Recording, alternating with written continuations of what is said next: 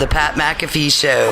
There'll be no rules for our guests, for us, for the things we can talk about. Yes, speaking his mind. I've never had a problem expressing my opinions or my thoughts or anything like that. While being relatable. I haven't had that manufactured fake-ass celebrity that a lot of people have whenever they go on those big networks. I've had a chance to really build my crew, build my following, build my audience. And ridiculous. What am I supposed to do? So I'm supposed to look at something that I can definitely afford and say, nah. Is that what I'm supposed to do?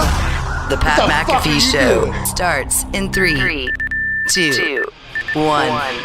Hello, beautiful people.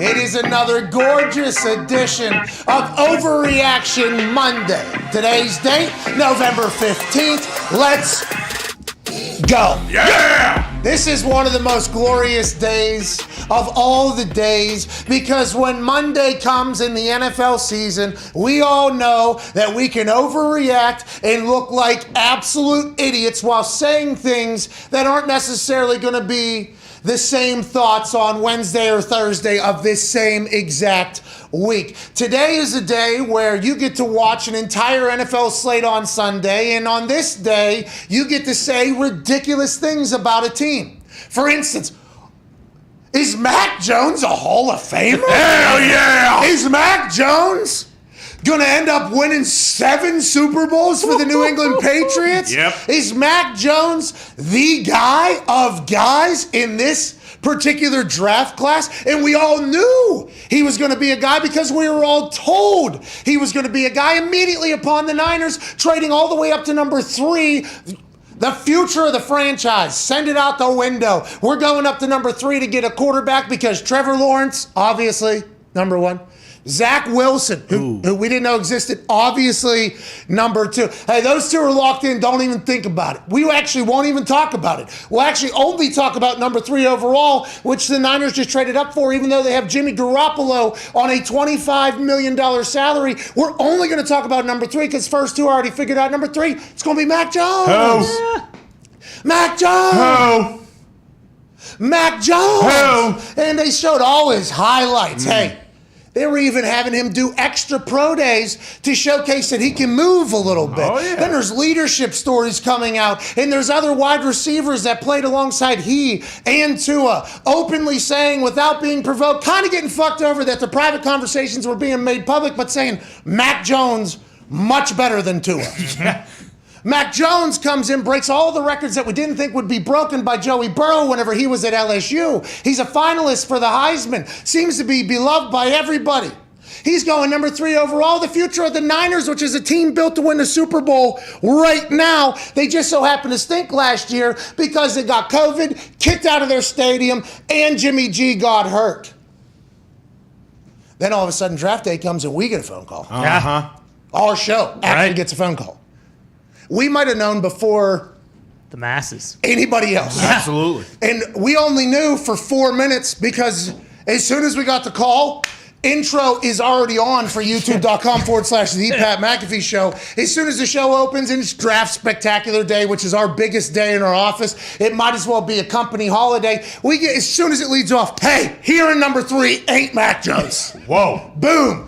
The draft odds, the betting odds for Mac Jones to go number 3 overall to the Niners instantly started falling and things started changing. Trey Lance went in there, all hell broke loose, and Mac Jones just free fell through the draft, wearing that suit, winking at the camera, doing his thing. Hell yeah. This guy stinks. This team doesn't need a quarterback. Boom, boom, boom. Bears say, we're trading up. Justin Fields, though, which, by the way, might be incredible. Not 100% sure. None of us know what's going to happen with the Bears and Justin Fields going forward. I don't think anybody does. And are they going to be in Arlington? Oh, Arlington Park. Done deal. Is that going to happen? I saw the scheme for it. Oh, it looks cool. Anyways, he falls all the way down the draft to fucking Bill Belichick. Hell yeah. Okay. And then all of a sudden, the internet, which is where we live, starts posting photos of Tom Brady's sorry sap of a body whenever he was at the combine.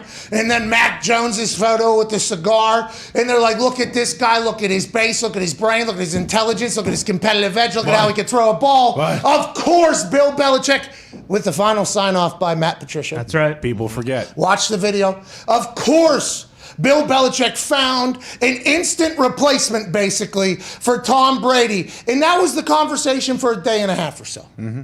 Then remember a convo happened that people were upset that Mac Jones was starting over Cam Newton. The only people that were upset was the national audience, though. New England was like, nah, we would like that new Tom Brady looking thing. Right now. We would like the new Tom Brady looking thing right now. Hey, we respect Cam. Thanks for coming in. That offense last year looked nothing like the 20 years of success we had. And that thing that looks exactly like the thing that brought us like 6-7 parades, that thing, we would like to see that thing. Cam Newton, national story was, he did get screwed because remember there was a test that allegedly didn't happen. Then he was suspended and he couldn't practice. He was in quarantine. Mac Jones went into the New York Giants, I think. Was it the Giants? Yeah. And just lit him up in practice and behind the scenes. And Bill and Josh McDaniels was like, how did everybody fuck this up? Yeah. How did we get this guy? And then there was a learning curve and everything like that. But as the days unfold, it appears as if Mac Jones is not going to suck. No. It appears as if Mac Jones isn't just going to be, It appears as if Mac Jones is going to be a guy. Oh, yeah. And it feels like the New England Patriots organization and their fans should be dancing on everybody else's graves. Yeah. Because there has been franchises that have stunk perpetually. Yeah. In perpetuity. Yeah. For years. There's teams that have always been terrible.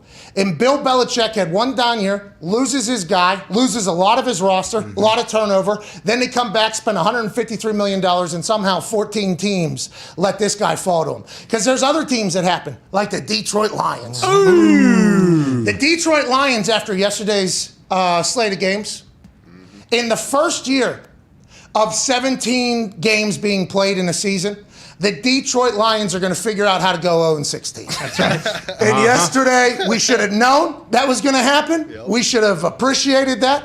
They played to a tie yesterday against the Pittsburgh Steelers. Whoa. And in this office, it's obviously a big deal. But when you think about what New England was able to do with Mac, and then you think about the Detroit Lions, and just two opposite ends of the spectrum on how they've consumed football your entire life, it's a fascinating thing because yesterday was the perfect picture of this. Tone Diggs, Frank Maraldo, myself, grew up in Pittsburgh. The Steelers have been great forever. Mm-hmm. Now, there was some years, obviously, always going to be years, but always good, always sold out stadiums, always, just all those things. Now, nowhere near the dynasty that New England has had over the last 20 years, but if you go all the way back, the Steelers have always, the city, the citizens, always expect success. At E. Yinzer is becoming the face of that. Right. That is basically every Yinzer dad yelling at the screen. But yesterday, a city like Detroit and a city like Pittsburgh, who have a lot in common when it comes to work ethic and grit, and a lot of those are blue-collar cities, okay, a lot of them. One fell, the other fell. One came back, the other fighting still. Yeah. Like two cities, that are very similar. Polar opposite reactions to when their team ties. Oh, yeah. Insane. Oh, yeah. We saw a fan of a team that could still go 0-16-1 at this point. No signs that first number is going to be changed, other than yesterday when a 6'5" kicker, I don't know what happened on that 48-yarder, Santosa. With that mustache, that can't be happening. No. That guy has to bomb balls. I don't know what happened there. I wish he would have made that because I'm always pulling for it, and also how today would have been. Foxy, fan of Motor City, Dan Campbell and the Lions. Mm-hmm. Tone Diggs, in this particular case, visual representation of the Pittsburgh Steelers. Tone Diggs almost went into a cave and didn't come back yesterday. Yeah. Foxy literally sprinted out of his house into his backyard to celebrate a tie. Tone, I'll lead off with you. You guys tied maybe the worst team in the history of football. Your thoughts? My thoughts, as the game ended, I was disappointed because it was disappointing. But as I was saying all week, I thought the Lions were going to win. And then Ben Roethlisberger's out, and Mason Rudolph, who is the worst quarterback in the NFL, comes in. I'm happy to get a tie, Pat. You know what? I was thinking about it last night. Could have been a lot worse. Could have been, you saw the tweet, if we would have lost, we'd have been the 9th seed. Now we're the 5th seed. I thought it was a great result for the Pittsburgh Steelers. Okay, so this is quite a zoomed out. Because your immediate reaction was you actually almost kicked the camera that was filming you. And Foxy's immediate reaction, I'm talking after Muth, fumbles the rock, and the Lions get the ball back. Yeah. Foxy was so happy. Evan, please chat about what that tie means to the city of Detroit. First and foremost, guys, T's and P's to Big Ben Roethlisberger. Okay. But that We hope he survives. We hope he survives. We do. With that being said, we didn't lose a game last night. Yeah! Let's go! Woo! Woo! Happy for those boys. Happy for MCDC. Bro, Not his first win, but how about MCDC yesterday? he's calling plays. Calling the plays. He was Jared's ear the whole game. Hey, what's going on, Jared? We're gonna run the ball, man. Ground and pound football. Two blue-collar it doesn't get much better than that. That's how football was meant to be played, that game yesterday. Yeah. And, of course, it ended in a tie. I'll take it. We needed that. Yeah. 0-16 still on the table, as you said. The 0-16 two times could be the only team to ever go 0-16 twice. Yep. Be unbelievable. Although MCDC was not the first Lions coach to begin his career as a Lions fan going 0-8. Yeah. It does appear he could potentially be the second one to ever go 0-16. But hey, Lions are fighting every week. That's right. And with That's MCDC getting a grip of that offense a little bit more, maybe against the Steelers, a tie is just the first step. You got to crawl before you can walk. That's right. And then you have to walk before you can run. That's right. The Lions maybe crawled into losses. Yesterday they walked to a tie, and then all of a sudden these Lions, in their pride, are going to run and sprint. Oh, yeah. Maybe. Maybe. Or the Steelers need Ben back. What if he yeah. misses Sunday Night Football against the Chargers? no. What if Ben Roethlisberger, who's vaccinated, right? Yeah. Vaccinated, can't produce 2 negative tests with 24 hours in between them? How long is that? Do we know the days? Is it just 10 days? Is it a certain amount of days after you're asymptomatic? For instance, there's conflicting reports on the internet, and I only know this because I am vaccinated and I got COVID, of when I'm allowed to potentially be in public. Sure. Allegedly, a couple days after symptoms end, you are no longer A risk? Spreading it or a carrier or anything like that? Contagious. That's called contagious. There it is. Allegedly after. Is that what the NFL rules are? Have you looked into it at all, or you just assume Ben will be back for All Sunday? I know is that all I've heard is it's 2 negative tests. I couldn't produce a negative for 11 days. Yeah. But my test might have been much shittier than the ones that they are taking. I'm not 100% sure. Like Ben, I trust in our Lord and Savior, and I assume he's going to put Ben back on the field. What are your 5 pillars once again here, just so we can know what we're listening to here? Faith, Faith, family, football, your job, your and gambling gambling record. Oh, yeah. I hope. Isn't it crazy, though? Whenever you count in America, okay, Oh, yeah. you know the thumb is 5 for you there. In Europe, the thumb's 1. That's right. But in America, the thumb is last and the finger's first. And isn't it crazy that when you make a fist and you're your most strong, Diggs, faith and gambling right there next to each other. That's right. It makes Isn't a that lot of pretty sense, awesome? Because I pray to the gambling gods. Every day. But if it's not going to be Ben, I think it should be Dewey Haskins. Yes. We've seen enough of Mason. We know what Mason's going to do. He's not the future. Why is he That was a throwing like positive. this? It looks like he is throwing a javelin when he throws the ball. He drops some in there. Yeah, sure. There's a couple balls that he drops in there. His throwing motion, though, just seems like he, I don't know, maybe flicks it a little bit more than anybody. I'm glad you brought that up, and I'm glad you noticed it, because when he played quarterback in the past, I said it looks like he's throwing a fucking balloon all the time. Oh, yeah, and I think you said this morning a kickball. Basically, a kickball, anything that is maybe a beach ball is a better interpretation. You of know what that. I think he did? I think he spent too much time in the pool as a kid, and he had the Nerf ball, and he'd soak it up with all the water in the pool that he could, and then try and throw it. That's how he developed that motion. Okay, maybe. Used to the ball weighing 65 pounds. That makes I sense. don't even blame him for yesterday, though. The fucking defense. It took TJ them. Watt might be. Yeah, it took. Cheese and peas. And if that happens, the season's over. Oh, no. It took them Tony. 4.5 quarters. Big Ben. It took them 4.5 quarters to realize that Jared Goff fucking stinks. Wow. He's bad. So what are you saying? Hold on. So you're saying a couple he's bad, you're Yeah, saying? he is terrible. Oh, We can't even defend him. I thought in weeks past we would have been able to recognize that when he would throw the ball away on 4th down. Or he'd throw the ball to his guard, not even his tackle. I knew this was going to happen. He was going to have some sort of injury. He probably won't play this week. We won't see Jared Goff for the rest of the season. I knew this was going to happen. MCDC's fed up with him, man. Oh, You guys man. only paid him like $30 million or something like that's that. all. Yeah. But you were taking quite a shot at Tomlin here, and we need to move on. Obviously, no, a tie no. is taking up too much time on the show right now. But Not Tomlin. Why does he keep playing Rudolph? You don't think he's a good evaluator? You don't think he's a good person to say, hey, this is the guy who should be leading our team?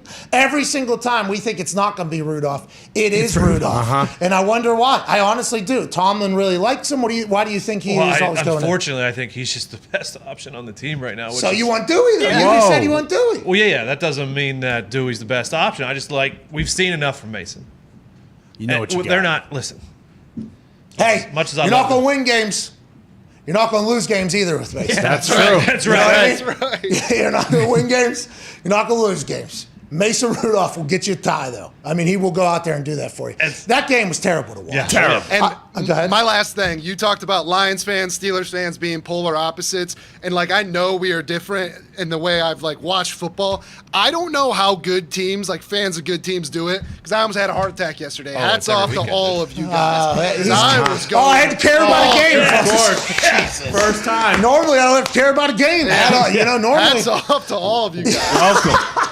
Hey, good grit getting through it. Good time, baby. All right, it's a perfect time to get to the toxic table because a guy who has to watch games that do matter, and a guy was playing in a game that potentially also had a heart thing going on. Happy to hear Aaron Rodgers' heart was okay. Don't know what the toe was.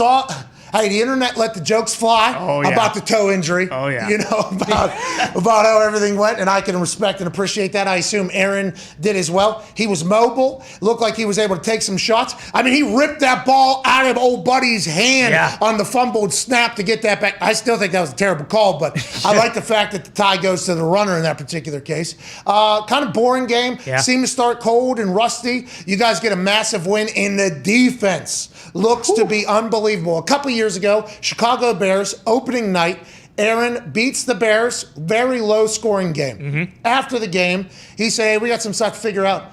We got a defense, though. This is something that Green Bay Packers fans have been dreaming about for a long time. The last time you had a top, 10 or 5 defense, you guys won the Super Bowl. Right. Your big takeaway from yesterday, Aaron's return beating the hell out of Russell Wilson and the Seattle Seahawks. Yeah, I mean, offense was very rusty. Obviously, it doesn't matter how good you are. You don't practice with guys for 10 days. You're going to miss some throws. So I don't think anyone expects that to be a problem going forward. There's people that think he potentially lost it. There's people saying definitely. He's a terrible quarterback. Yeah, a lot of buffoons out there, obviously. We know that. But, yeah, I mean, hand up. I was wrong. I need to make an apology. I mean, the Packers' defense is fucking unbelievable. Joe Barry's got the boys a buzzing. Legit. They are unbelievable. I mean, getting pressure, and they're very banged up too. Guys are just stepping up and playing well. Aaron Jones yesterday, I mean, on the broadcast, they made it sound like he tore his ACL and was going to be out for the season. He's not. He's only out a week or two. Special teams, obviously, still major concern. But if their defense plays like that stat was going around. They've played Kyler, Mahomes, and Russ in the last 3 weeks and given up 34 points. They could beat anybody. Now, Russ has been throwing the ball to air and breaking down huddles with nobody. Right. And obviously visualizing defenses attacking him. Just like the 10 days for Aaron, I assume the Russell Wilson rust will also wear off. So it's a great time to be the Packers defense and face Russell Wilson. But also, you guys are getting players back on the defensive side of the ball. Like big-time players are coming back. Is that going to ruin? Hey, like OBJ coming back to the Browns, is that going to ruin the chemistry that Joe Barry's building right now? Is that team finally playing good defense, and then you guys going to bring back star players and go to shit? I don't think so. I think that just means, hey, you got some depth. In years past, it's like, hey, you got one of these guys that goes down, and the guy that's replacing him is not ready to be replacing him. This year, everyone has stepped up. Their secondary's been unbelievable, and they're without Jair Alexander, who's the best player on their defense. He's coming back. Darius Smith's coming back. Rashawn Gary, he got hurt yesterday, but he's starting to step it up a little bit. A.J. Dillon's getting hot. Dillon's getting hot. The giraffe is coming back. Exactly. Packers are in a very good spot right now, and especially when you look at the division. I mean, shit, they're like 4.5 games up right now. So driver's seat of the NFC, baby. Now Vikings get a big win against the Chargers, who might be dead. Yeah, maybe. Who knows what the hell's going on over there? I don't know. But whenever you talk about building a roster, hey, good to kids. Good job. Let's go. Good job, Mark. Hey, somebody clip that. Somebody clip that. No question. Because we have never said that. Hey, good kids. Good work on that. On that roster. Yeah. That defense side showing up. That's right. Now, we are just in a week 10 going into a week 11 here after tonight's incredible matchup between the Rams and the Niners in a 3.5-point spread, although everybody's betting on the Rams is what Gumpy's telling me, and that line ain't moving at all. What do the sports books know that we don't know? No Robert Woods, which is an absolute shame. Tearing an ACL in practice. Terrible, especially for a superstar. Now, Odell Beckham Jr. joins the squad. Who knows how that'll affect it? But this game tonight, to wrap up Week 10, is a great one. And I think we learned a lot about a lot of teams yesterday. I think we can go into Week 11 feeling like, okay, the water seems to have maybe found its level a little bit. So maybe next week's when we do good gambling. Yeah. Maybe next weekend is the weekend where we get hot and we don't turn back. And maybe next weekend is the weekend that begins a winning pain train against FanDuel. That FanDuel is going to be pissed that they agreed to a 17-game season because it's an extra week, because I feel like we are starting to learn about some squads. For instance, the more we go forward, it's almost like we have to take a trip back. Of course. That's right. The more things seem to change, the more it feels like it's the same. Yeah. Wow. In the AFC, the two hottest teams, now the Chiefs might have found their, and can we get that sidebar, please? The Chiefs might have found their X factor again, although the cocaine, alcohol, X factor is no longer a super fan. The Chiefs might have found their X factor, which is don't let Jackson Mahomes go to the games. That's right. Bingo.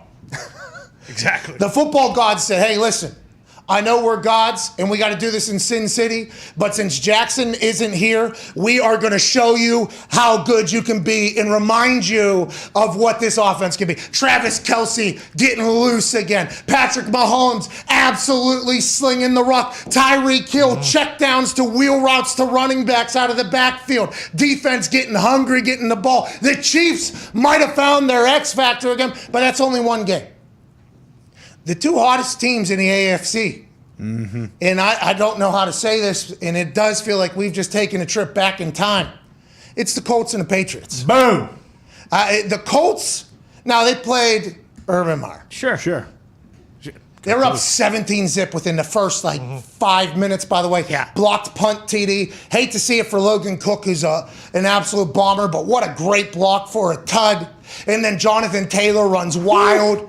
Carson Wentz in a positive fashion. Then they kind of got stagnant there. They're going to have to be able to step on Jaguars' throats going forward if they want to be great. But the Colts, don't look now, have found their identity. And their identity runs through the guy in the backfield. His name's Jonathan Taylor. And if the Colts continue to do what they're doing, the running game, offensive line included, should be in conversations with the MVP talk. I legit think that Jonathan Taylor's getting the rock a lot for Indy, and when he's getting the ball a lot, the Colts are doing very well. He's an absolute stud. Carson Wentz seems to be doing his thing. T.Y. Hilton, Carson Wentz needs to stop, just overlooking T.Y. Hilton. Freezing him out. Get him the It feels ball. like he's icing him out a little bit.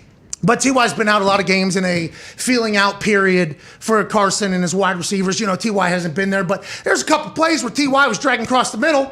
And I thought, okay, I got T.Y. for an anytime touchdown score because he's back and it's his fucking birthday. Right. Gotta do it. Here we go. And Carson just hawks it out of the back of the end. I'm like, Carson, just look at the guy. Throw it. But Carson has done an incredible job. Jonathan Taylor has done that as well. The Colts are a problem. That defense is great. The special teams, they got the money badger kicking for him now. He's got a big-time leg. Here we go. But on the other side, the Patriots are incredibly hot right now. Yeah, they are. It feels like you guys never lost faith. You knew that you guys were going to be great again. You knew Bill was going to build something back up. There's no way the Patriots fans truly felt that you guys were going to be able to get back to this point as quickly as you did. Did you have a little bit of fear? Yeah. Did you have a little bit of, hey, you know what? We're going to stink for a little bit because you were staring down potential Foxy life. Yeah. Well, You were staring down potential Cleveland people before this entire run. You were potentially staring down suck after suck. And then all of a sudden, $160 million is spent on the first day of the tampering free agency period. And then Mac Jones falls. Boom, boom, boom, boom, boom. What a wild time.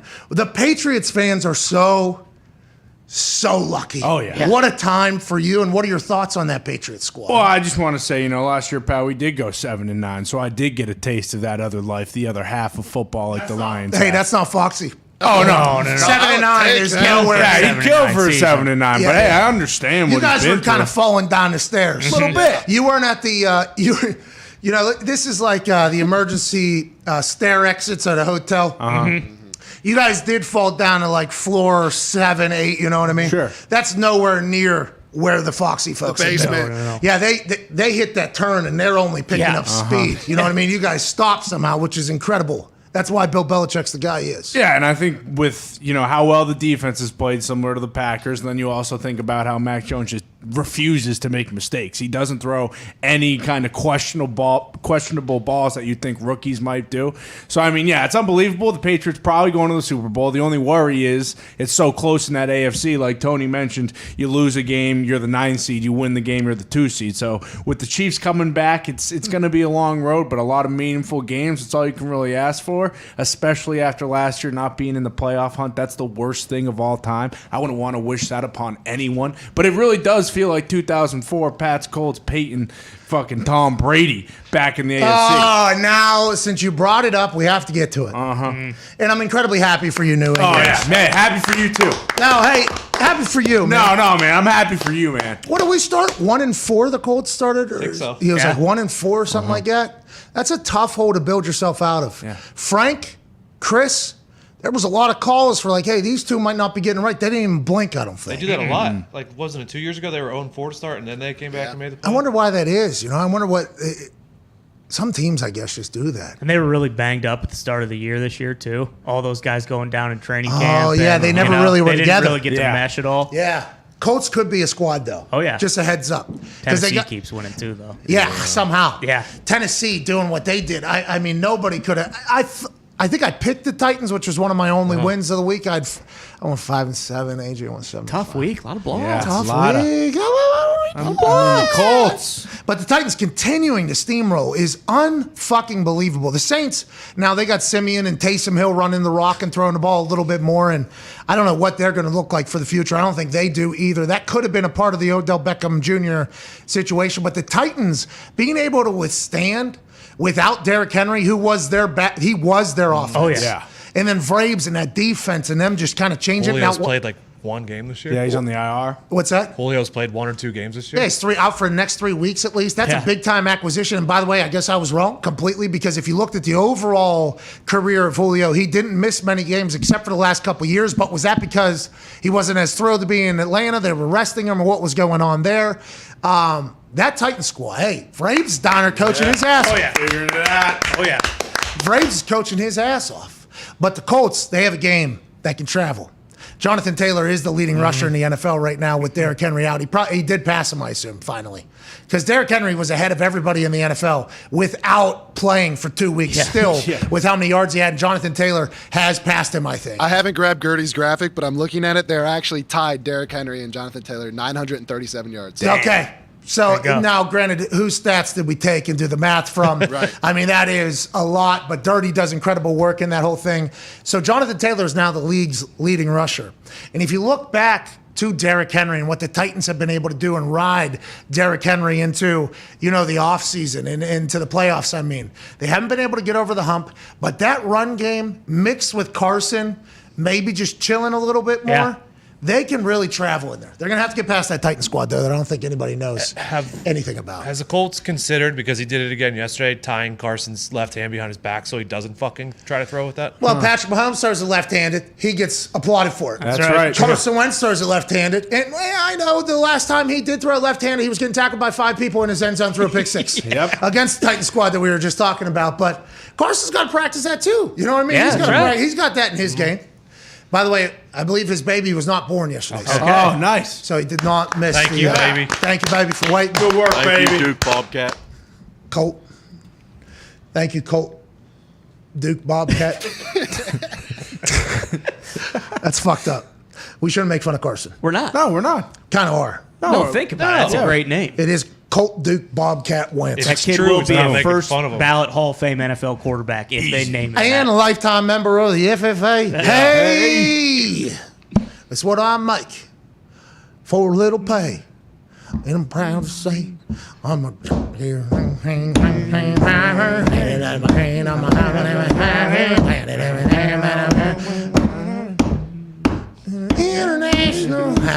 Colt. They say harvester there somewhere. Oh, okay. That's actually there's some good bars in that song. They get going. International. I believe John Deere's in there a couple times. No, Little it's gotta be a hit. tractor. You know, because the FFA has all their meetings here in Indianapolis. So you'll drive through downtown. I don't know if they're back or not. You'll drive through downtown. There'll be blue denim jackets on top of denim jeans on the bottom. Oh, yeah. About 13 to 17-year-olds, and there's 10,000 of them right. just walking through the streets of Indianapolis. It's like, oh, it's FFA. Yep. Future Farmers Association of America, right? Getting Yep. together. What do they figure out? Like new seeds and stuff? You think they go through that whole thing? Harvesting methods. strategies. Yep. What they're doing with their livestock, whatnot. You think there's a roast session of the Bobcat or the John Deere? Yeah. Oh, yeah. I think that's like the opening salvo that they come out with, and they point to like one guy in the crowd. They're like, "This dumb motherfucker uses Bobcat." They say that? Oh, yeah. And everyone just roasts the guy, and he eventually just leaves. Oh, in the Future Farmers Association of America, that's like kind of like, hey, we do bury the Bobcat. Yeah, we are not a Bobcat community. Everyone here knows nothing runs like a deer. This guy doesn't, though. Get the fuck out of here. Do you think Carson was potentially that kid one day? Maybe. And that is why he plays the way he plays. Because he is calloused Chip on so his much shoulder. that he was mocked and ridiculed by the FFA for driving a Bobcat instead of a John Deere. Are you saying he plays like a bobcat? No, maybe potential Well, live sometimes. Bobcat. He does play like that. But I think because of his Bobcat love, he was ridiculed so hard by the John Deere folk that now he feels like he has to prove everything to everybody, every single play at all stops. I mean, it's definitely possible, but, you know, if he had a good head on his shoulders, he would have realized, like, hey, these guys aren't trying to light me up. They're trying to show me the light. Bobcat John is, Deere. is a far inferior product to a John Deere. Everyone knows it. All right. It's true. I don't know. I go to the state fair here. They got these John Deeres out here. I do love that as farmers kind of evolve, they just decide to get bigger motherfuckers so they have to do less Those work. things are Huge. Yeah. An entire, I think a country mile, this one in the wheel is the size of our building. You can literally stand inside of it. I mean, we get those pictures all the time for like the end of the podcast, and some of those guys, I mean, it's like a goddamn military cockpit in there. Like it's unbelievable. Hey, that's what do. John Deere does. I did notice the Packers were shoveling with a John Deere tractor. Well, Exactly. of course. Damn right. And Of when course. you drive into It was the a- office, it was a gator. They're working on the bridges and whatnot, and the overpasses. Guess what machinery they're using? They're using Deere. Okay. Noticed that this morning. I said, you know what? We're gonna be just fine. This is not a John Deere ad, by the way. No. Sounds like This is 100% just a passion project of Ty's. That's right. Ty from the great state of Iowa. Absolutely fed up that anybody would use anything but a goddamn deer. I mean, it says it right in the slogan. Nothing runs like a deer. You know? I mean, why would you want to run with a bobcat when you could run with a deer? Yeah. Ty, you should be the face of John Deere.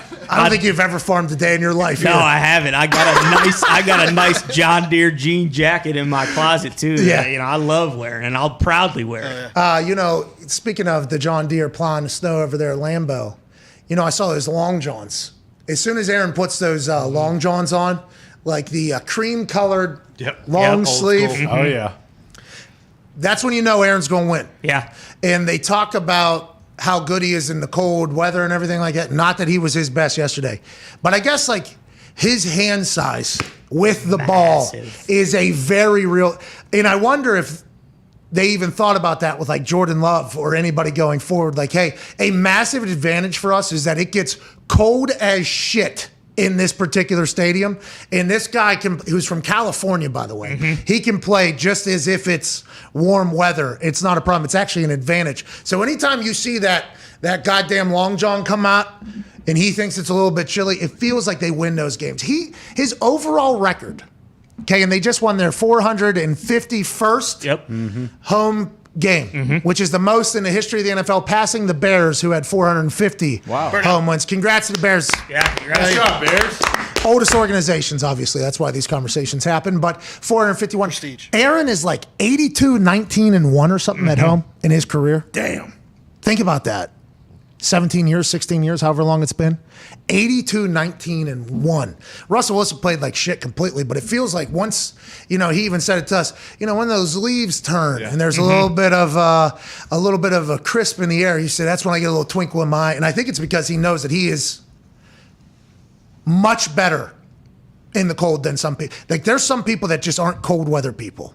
Now, there's people in football that have to deal with it because you're playing in. They try to combat it, whether you wear the long sleeves or you'll see people put a lot of Vaseline on because that cuts the wind. You know what I mean? It's like the old school swooshy pants. You put those on there. There's always ways to try and combat it, but there's some people that just get it and got it, and there's some people that hate it and trying to combat it. It's two different ways to look at it, and somehow the dude from Butte County, California has the mindset like, oh, this is an advantage as opposed to the other thing, and it's all framed in his mind, and he didn't play anywhere near his best, but it feels like that Packer squad, hey, that's a wagon right yeah. now. the legs. Well, and you mentioned like the hands too. Like, I mean, there's nothing you can do if there's massive wind and stuff like that, but their offense really doesn't change that much with the weather because you don't have to worry about him not knowing how to handle it or anything. And A.J. Dillon, I mean, it's just kind of been like once he gets going, he did the same thing last year. They had a big game in December against the Titans, and that was kind of his coming out party. He ran for like 150 yards. But getting him going too,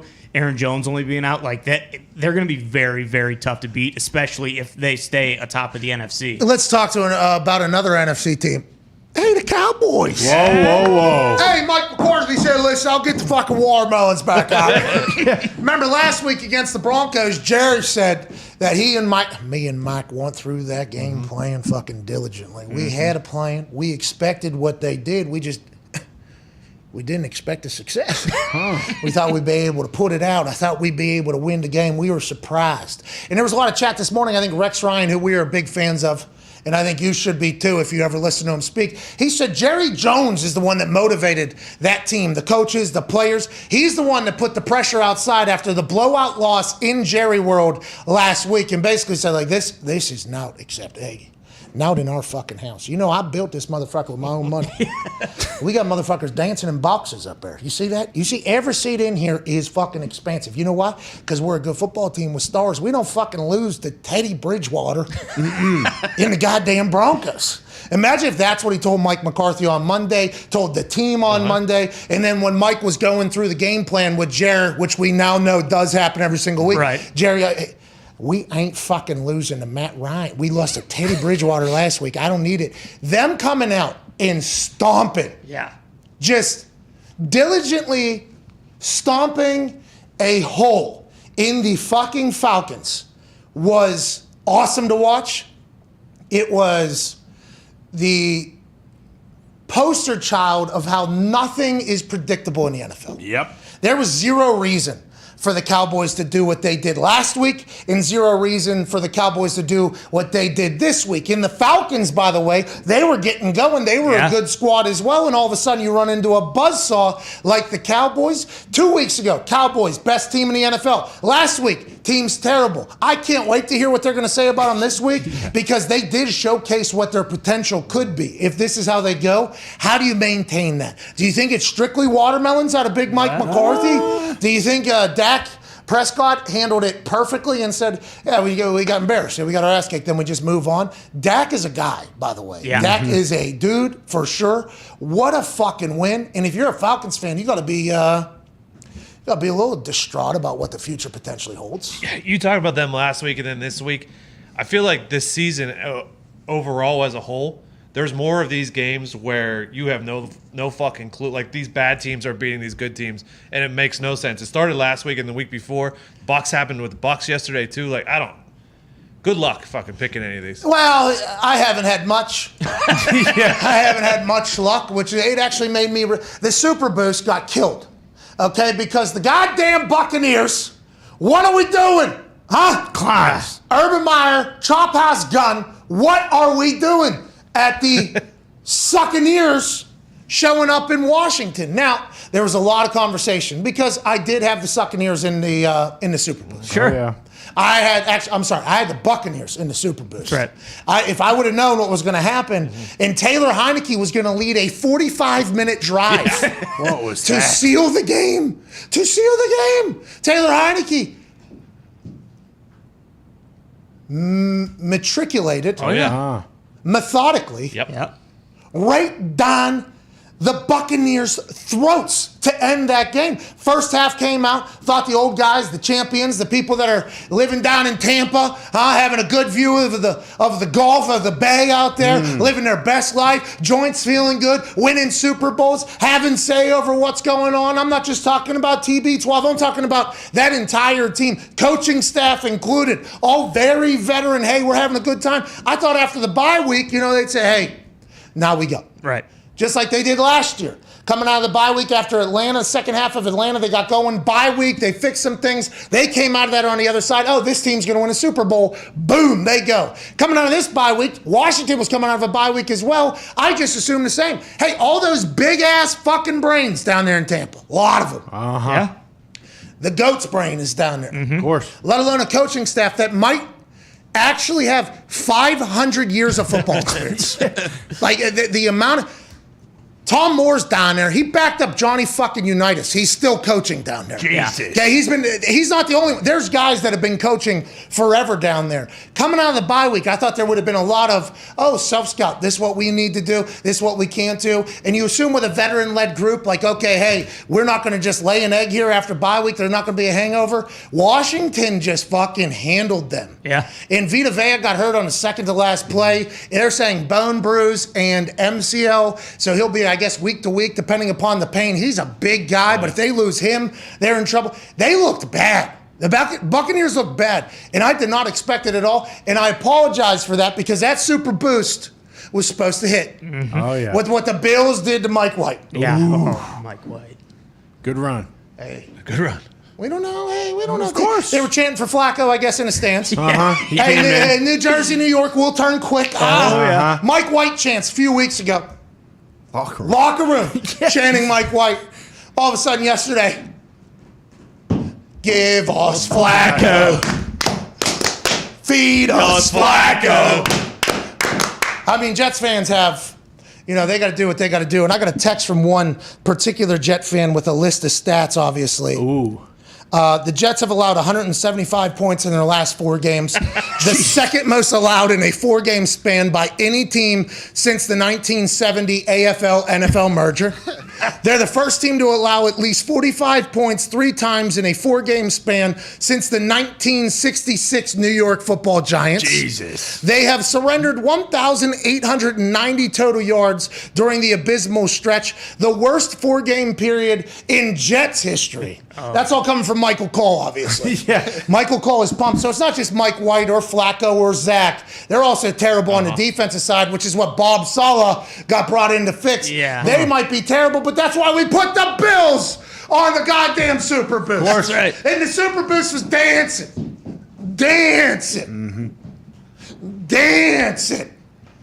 And then at halftime, I looked around at the scores. I'm like, what the fuck's going on in Tampa? Halftime. Don't worry about it. Big deal. Yeah. Halftime, they'll get on there. They'll Kornacki this thing. It seems like the middle of our fucking offensive line is getting killed by their defensive line that has 3 first-rounders out of Alabama. They're just beating the fuck out of us right here. So we should just do anything else. All right? I thought that's what was going to happen. Yeah. Turns out now, second half actually. Interesting. Bang! Bang! And then Heineke gets the ball and says, how much time's left in this game? 75 minutes? You got it.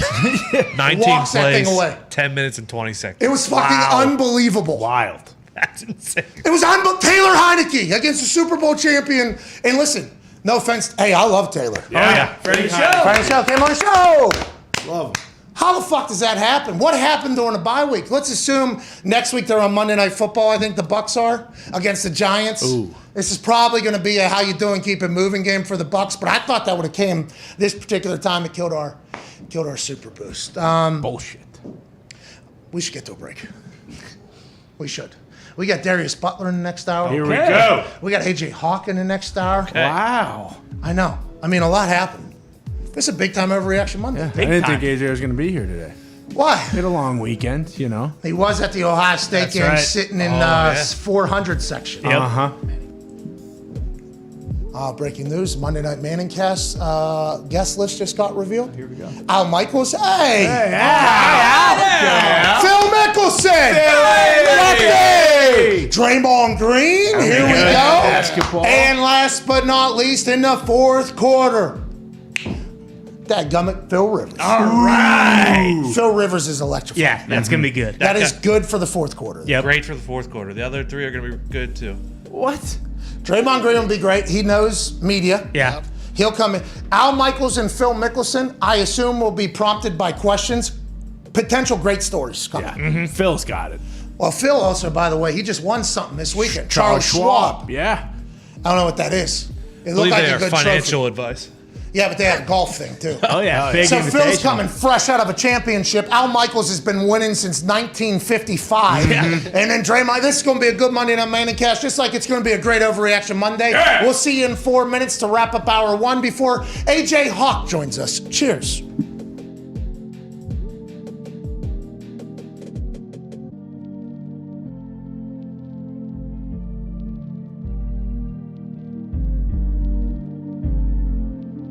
Hate a lot of people for the way that they acted after that Friday thing. Do you? There's no way you're isolated enough that you don't hear any. You had to have heard. There's some massive names, politicians. I mean, your name has been spoke by a lot of people. Are you just, because you're like, hey, love will cure this thing. How are you not going to hold a grudge to everybody? And do you know that you're probably never going to win an MVP again? That's probably never going to happen, right? I think that's a legitimate statement. Legit though, like that. There's a lot of people that vote for that I think are not fan. Like, how do you isolate that? How do you stay away from that? Because you're talking about everybody on earth talking about you. That's not getting you down at all. I don't know. That's incredible mental toughness if that's the case. Well, you know what? I think first, if you find your identity in yourself and you don't find your identity in the opinions of others, you don't need that validation and that love from other people. You can get it from yourself. And that's not being selfish. That's just learning how to, in a healthy way, love yourself and respect yourself and believe in yourself. And it definitely was tested, by some of the comments that I heard. And so I'm human. I mean, stuff can definitely hurt your feelings. But look, I shared an opinion that is polarizing. I get it. And I misled some people about my status, which I take full responsibility of, those comments. But in the end, I have to stay true to who I am and what I'm about. And I stand behind the things that I said. And I, have a ton of empathy for people who have been going through the worst part of this pandemic, which has affected all of us in different ways. But so many people, like I said, with lives that were lost, lives that were forever changed. And I have a ton of compassion and empathy for those people. And I've tried to help out, as much as I can. Yeah. The other stuff is so out of my control. And there's going to be people that don't like you, and hate you for things you said, or might not even understand what you said or know what you said. It might just see a headline, and that's fine. I believe that people are entitled to their opinion, and even if it's an opinion that's unfavorable of me. But I'm going to continue to try and be the best version of me moving forward, and I'm excited about getting back on the field as soon as possible.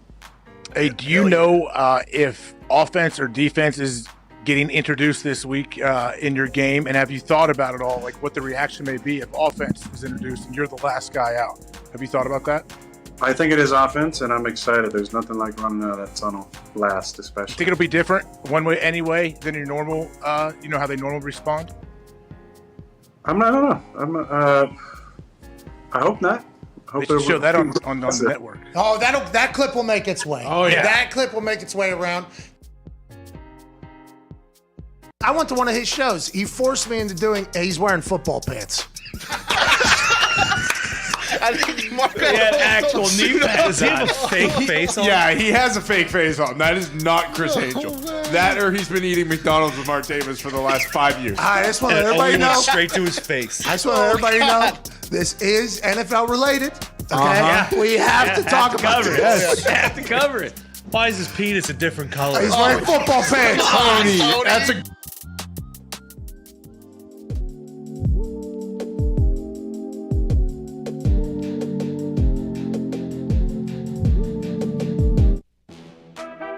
Welcome back to PMS Overreaction Monday, November 15th here at youtube.com/The Pat McAfee Show. Woo!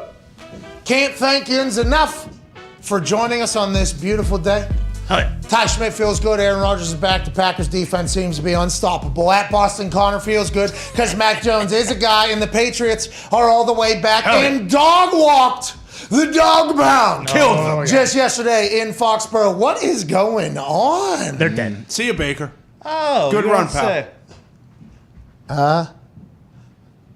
This league is so week to week, and this is Overreaction Monday. Of course. Just last week, there's people saying that somebody was going to pay Baker $30 million a year. Yeah, I know. $35 million a year. Still happening. And he stinks. Is that? Listen, the Patriots did seem to Yeah. make him look terrible yesterday, and that offense was obviously not as great as it had been in the past. Defense looked pretty good as well, except for, when Mac Jones walked him 99 yards. They got a lot to figure out over there. Myles Garrett even came out and said, I read this in a Pro Football Talk article. Myles Garrett said, we made no adjustments on the sideline. So maybe the coaching, maybe the team, who knows what that whole process is. But then you look at Tone Diggs, your team tied the Lions yesterday. Yep. There's a tie in the NFL again. Yeah. I don't know how I feel. For the second time in like 3 times, it's the Lions involved. Do the kickoff. It's unbelievable. Do the kickoff. God Just damn it. put the 2 kickers on the field and have them kick from 40 yards. Yeah. And if they both make it, have them back up to 45 yards. What? And if they both make it, have them back, guess what? To 50 yards. What? And then 55. What? Then 60. What? And also, go ahead, go out there. Give them a PGA tour like gallery. Oh, nice. Each team lying down each side. Do whatever it is. Can't end in a tie, though. No. And if it's for player safety and health, cool. Put the kickers out there. Have them just kick. Have them have a holder out there. That would become electrifying. Anything but a tie and anything but the Lions not going 0-17 this year. 16-1 potentially. Good news, though. Sets up perfectly for Tomlin to go 8-8-1 and have the 18th overall pick. Jeez, Tony. Gloom and doom in Pittsburgh right now. Tone. Jeez Louise. We can't talk about that just now. We have to move along because there are a couple things we haven't covered and haven't gotten into. The Cam Newton comeback for the Carolina Panthers has been storybook. Cam Newton actually said after the game, you couldn't make up a better lie than this. You couldn't make up a better lie. Just last week, he said, I was eating cereal. Now, I'm up here alongside Robbie Anderson looking like the Carolina boys on the football field. We throw touchdowns. People are calling them the much more athletic, handsome, and successful Island Boys because of the press conference they did afterwards right next to each other where Cam Newton took a selfie. It seems like all systems go. Seems like, unlike the International Space Station, allegedly, everything is fine and dandy down in Carolina. It feels like Cam Newton having that meeting with Tepper and then with Matt Rule. And in that conversation, they not only made up for it cash-wise, which I think some people would never understand, like, hey, in business, sometimes if you fucked up and you want to make things right for the good of the aura of the deal, there's a little bit, hey, we're going to pay back a little bit more, we're going to give you this. And they also empowered Cam Newton, I think. Both Rule and Tepper and the entire city of Cleveland empowered Cam Newton to be the Cam Newton that we all fell in love with back when he was the Superman. He only knew a couple plays. I'm sure of it. And he got touchdowns on both of them. I'm not saying nobody else on earth could have done what Cam Newton was able to do yesterday, but him taking the team into a huddle on the sideline, him dancing on his way back in, one pinky, one finger, one thumb, all love. He's back in the golf cart. It seems like the Panthers now 5-5 are ready to get over the hump. And Cam Newton might be the guy that does it. This is who everybody thought was potentially going to New England. Instead, it's back to the Queen City, and Matt Rule seems to love what he's got cooking with Cam Newton. It's awesome to see him do well, too. Bill Belichick also came out and said, you love to see Cam Newton back, scoring touchdowns in the NFL. I think we all love it. Hour 2 on the other side of this break, Sirius XM. It was awesome. Yeah. The run. There was a guy that was potentially going to catch him from behind, by the way. And I was like, oh, Cam can't get tackled from behind. And Cam actually was like, can't get tackled from behind. He looked fast. What? Decisive. What?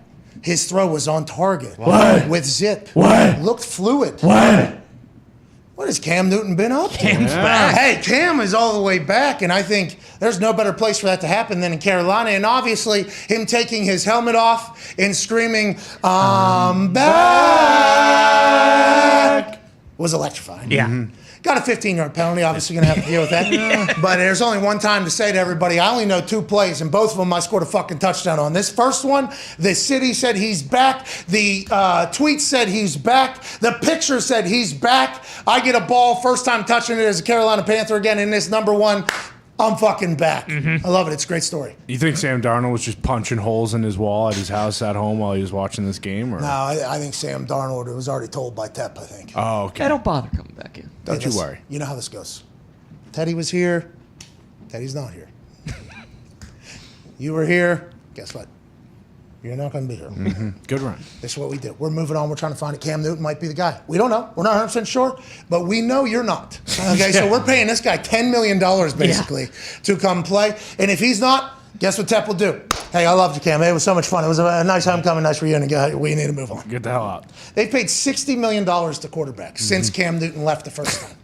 $60 million. That was via Peter King, 19F Peter King. That's right. Football Morning in America. Pissed at Elon Musk for delaying a flight he had down to Florida to get some dinner. Peter King's getting bullied by Elon Musk in his little alien ship. He's sitting 19F, trapped on a JetBlue flight next to somebody who's trying to get down and see an alien friend. And Elon Musk is flying his little fucking rockets into space. Peter King says, I don't think so. Old 19F sitting ass Peter King says, no, Elon Musk, you shouldn't be able to do this. There's people trying to get to Florida for dinner. I mean, if he missed the early bird special, I can see him having a gripe with this, you know? That was awesome. That was just, Football Morning in America is awesome, and that just being a nugget in it was awesome. Here's the flight number. Here's what happened. Elon Musk didn't just fuck me sitting in 19F 30 years covering the NFL. He fucked everybody else in this entire plane because he wants to send a rocket ship to space. It was awesome. What he also said in there, $60 million is being paid to quarterbacks since Cam Newton had left Carolina, and now Cam Newton's back, costing him even more money. Bridgewater's getting $31 million. Man. Darnold, $23 million. Cam Newton's getting $6 million. You do the math, that's $60.6 million. Tepper don't give a fuck. Nope. No. This means nothing to Tepper. Hey, I'm the richest owner in the NFL, and everybody's trying to get Bezos in here. You know, he's on his little rocket ships just like selfish ass. I'm like, I'm the richest motherfucker here. Yeah. Okay, $60 million for a quarterback. I understand some places that won't build an indoor practice facility for their team might care about something like, I do not care. When we find a guy, and maybe it'll be 75, 80, 90, 300 million. I do not care. When we find a guy, guess what all of Charlotte's going to be doing? We're going to be celebrating. We're going to be dancing. And that little virtual reality Jaguar hat is going to be a real one. We're going to bring a real one, and we're going to try. We're going to do that whole thing. That's all Tepper cares about. Which, by the way, I appreciate. I respect. Hopefully, it'll be Cam. Got to go to the bathroom. Hour 1 just wrapped up. AJ Hawk will be on the other side. Can't wait to see how he is doing. He had to have gotten maybe a little frostbite in the face from where he was sitting. I thought he had a ski mask on. Maybe. Did he? I didn't see the selfie. I didn't either. I just assumed he'd wear some weird shit like that. He was sitting, I think, with Wexler. Yeah, he was. All right, we're back in 4 minutes. Actually, we're back in 2. See you then.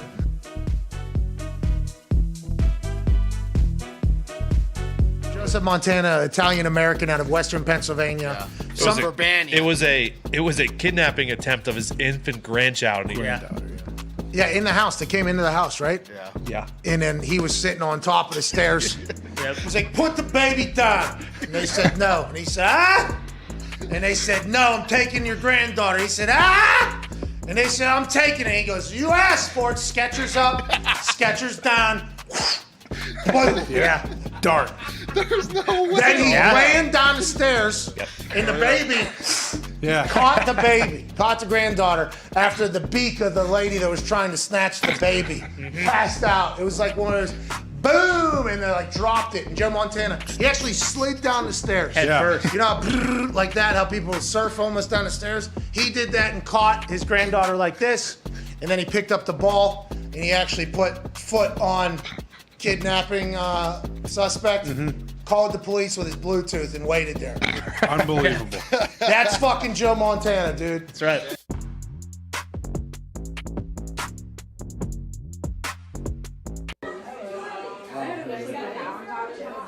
Hey, dude. Dude, I'm in the middle of trance. Hey, dude. Oh, no. People are saying you don't have it anymore. People are saying you can't drink. What is it? An ice cold Bud Light. What? What do we think? What? Is this? Bring it back. What? Bring it back. Happy Halloween, everybody.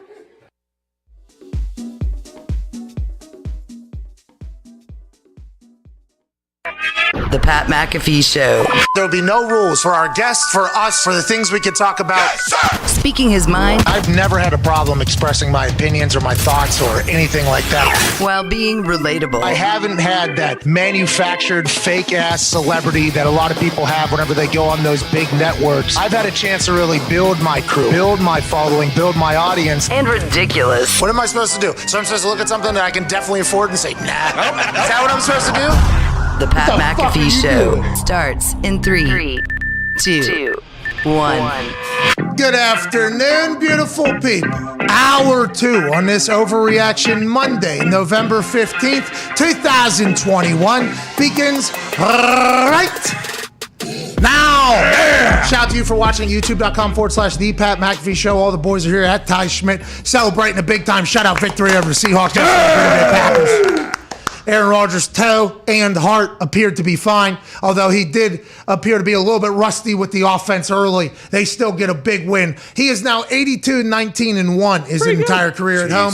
And the Packers now have 451 home wins, which is the most in NFL history. At Boston Connor, the Patriots seem to be all the way back. Oh, yeah, I feel fantastic. Collinsworth also just tweeted he's called 4 Super Bowls. This will be his 5th this year. And guess who's been in every single one, Pat? The New England Patriots. So I'll see you in L.A. for the Super Bowl. Oh, you're saying good news, Chris. The Patriots are going to be in there again. A team that you know on the grandest stage in the football world is going to be in there once again. That's fucking bananas. Oh, yeah. Because those cycle, right? Mm-hmm. NBC, CBS, Fox, those just kind of bounce around. Yeah, and he's got this one, so I think everyone should probably place their bets now. I've only, because I think calling a Super Bowl is like the biggest deal ever for a commentator, right? Oh, yeah. Has to be. He's gotten to call 4 of them, which is huge. And just so happened that the Patriots are in every single one of them. That's insane. 32 teams, how many broadcast networks? The fact that it lined up for the Patriots to be in every single one, and probably again, is just another testament of how ridiculous the dynasty of the New England Patriots has been. And the fact that Mac fell to them so they could potentially build it again is a bunch of bullshit. Atone Diggs is here after a tie against the Pittsburgh Steelers. Naj, what's up with Naj? Naj apparently didn't realize that you could tie. Oh, so he's maybe running harder down there yesterday. Team stinks. Season's over. They did tie the Lions, which is, you look in the mirror and say, what are you? Well, I tied this team. Oh, no. They stink. Well, maybe on this day we stink. Maybe they'll be able to bounce back. Don't lose hope yet. Ben Roethlisberger might be back for next Sunday, right? Playing against the Chargers, who stink. Chargers stink. They're out of control. They may be dead. Just proves Seven's the greatest quarterback in the NFL. Well, I don't think that's the case. Joining us now is a man who might have a take on that or two. A guy who was a part of a lot of those 451 home wins that the Packers had. All-time leading tackler for the Green Bay Packers. College football national champion. Super Bowl champion. Ryder Cup champion. And nosebleed seat having for the Ohio State Buckeye game, A.J. Hawk. How's it going? What's up, guys? I thought you were going to have old purple nose today from sitting up there in the clouds with the wind potentially, busting you right in your face at that Ohio State Buckeye game. That wasn't your photo you posted. That was somebody else's. That was absolutely my photo, and those seats are great. It's in like the first section down there. It was beautiful. I really had a good time. Really? I just assumed that you and the kids, Axel more specific, got to be on the field and call the plays and everything because of who you are and your stature in the Ohio State world. I think everybody appreciated the fact, though, that you wanted your kids to see what it's like in the freezing cold bleachers. Yep. And the entire, that's good. Hey, that's good daddy. They wanted to go to a game, so we went to a game. Like, what else are you going to do? Go stand on the sidelines? That's not going to a game. What are they learning there? Yeah, that is true. Standing on the sidelines is nothing It's like stupid, too. I'm not going to call and reach out to somebody, hey, can I come watch warm-ups? Like, I'm not going to make some poor guy, like some hey, can I make sure my pass and my kids and my kid's friend that I brought come onto the field and probably try to catch a punt and get somebody hurt? Okay, well, Axel probably would have went and done that. Oh, yeah. Maybe take somebody out. But I do appreciate the fact that you're just regular dad out there. Yeah. Just regular dad. You guys stop by and see Uncle Wexy, or did you stop by? I don't know if he was at the game or not. We it was pretty cold, but luckily Ohio State played well, scored a bunch of points. Yeah, that's because A.J. Hawk was in the house. Maybe you should go to more games so they can continue to be dominant. Let's talk about the NFL Sunday. I love you being a good representation of a good Ohio dad. Yeah. Good Ohio dad. Coaching everything, going to the games. Mm-hmm. Let's go, AJ. Eating dinner with Uncle Waxy. Going over to the chop house, throwing the guns. With Urban. All right, we appreciate you, AJ. Let's talk about the NFL. That'll never get old. Aaron Rodgers, at least for now. I mean, at some point that drum will get blown out from us beating it so hard. But at the current moment, anytime you think Jeff Hardy gun, it's hard not to think old chop house Urban coming in there. But let's talk about yesterday, please. Aaron Rodgers' heart seems to be okay. Did you know his toe was hurting? Was that a real thing? Was that a fake thing? And what were your initial thoughts on how he started the game versus how it ended and where he goes from here? I have no idea about the toe. I didn't know anything about it. I still don't. Was that in the backyard? Was that in the backyard? Whenever we told him to run 2 minutes, he kicked maybe a root of a tree he was growing himself that he didn't know had blossomed yet. Yeah. Did he do that? I mean, that is possible. Maybe Sirianni put the fertilizer on it so it grew much faster than he thought it would. Sirianni, that son of a bitch, he would come in and try to expedite the process through the manure and maybe get Aaron Rodgers' toe bang off a 2-minute drill like Russell Wilson in the backyard. Do you think it was maybe him running around the kitchen, seeing if his heart's good? You've been to his house. I've never been there. Is there anything that could potentially stub his toe? How the fuck did he get hurt while being quarantined in a mansion? It's an actual question. Does anybody know anything? The internet had their jokes, obviously. Foot in the mouth, obviously. I hurt your front teeth. He stubbed his toe in an interview. They did it. How did he get hurt? And do you think that was just nothing at all? Because it appeared as if he was perfectly fine. I honestly have no idea. That'll be probably one of the first things we can ask him about tomorrow, I'm sure. But yeah, that was all news to me. I just wanted to watch and see if he looked tired or like extra fatigued or whatever. Think about 10 days. Hold up in your house dealing with COVID. Like, how do you respond? I feel like you look pretty good to me. I was congested after mine for, I think, like maybe 2 weeks. Mm-hmm. Like I was coughing stuff up. I wonder if he's going through any of that, or if maybe. Did you try to work out? How many days out did you finally become active a little bit? Okay, so I do that boxing. I do that boxing thing. I couldn't do it. for a few weeks. I thought I'm not somebody. I guess when people get overwhelmed or something, maybe when their heart gets going and you have to take that deep breath. I've seen people have to do it. I've actually never experienced it. I've never had that moment. It happened to me the first couple times after the COVID thing while I was throwing fucking bombs. And I probably should have maybe just slowed down in there, but I only know one speed when it's me. It's either kill or be killed in that Oculus boxing ring. But it did take me a few weeks to be able to not was it your breath or was it overall body fatigue? Well, I think it was not body fatigue. The body was good. Body was back. It was for me the congestion, the lung, the heart racing, I think. You know what I mean? And I thought I was dead. I thought I was dead the first time. I was like, oh shit, this is something that is happening to people through my study or whatever. So that was a worry to me. So when Aaron brought that up, it actually reminded me, I was like, oh shit, yeah, that might be a thing. But it seems like literally everybody on earth has a much better experience with COVID than me. It just, I don't understand it at all, but he looked a little rusty, right? I mean, he looked a little rusty early. Maybe it was a clunky game the whole time.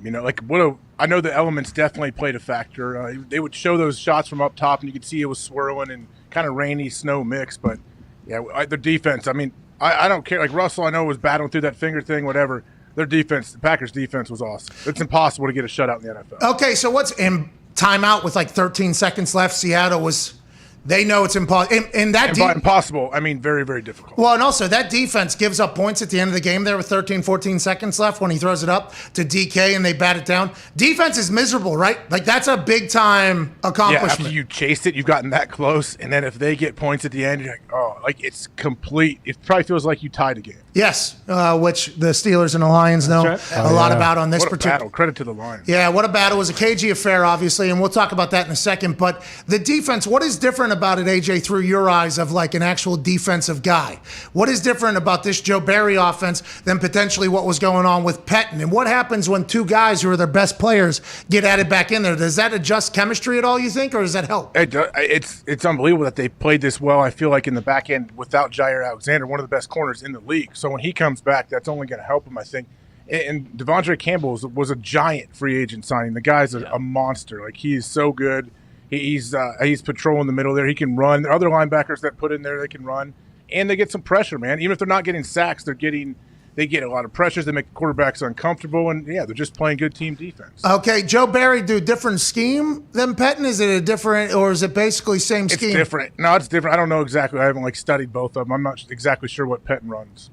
What do you notice about Joe Barry's all? It's just sound? They're just sound in all phases of the defense? They got good players, and they know what they're doing, so they can play fast. That's what they look like to me. Is that why the most basic defenses like Seattle, when they were the Legion of Boom, and some other ones, if you have good players and everybody is just on the exact same page, you can fly around and tour? Because the Colts did that yesterday to Trevor Lawrence for the first 2 quarters. It looked like there was nothing. And I've never talked to Trevor, but I'd assume Trevor at one point, if you were to ask him, what's the difference between the NFL? Well, the defense just seems to be fucking everywhere. That is probably how he felt early in that game. I think that is what the Packers potentially are starting to get into, right?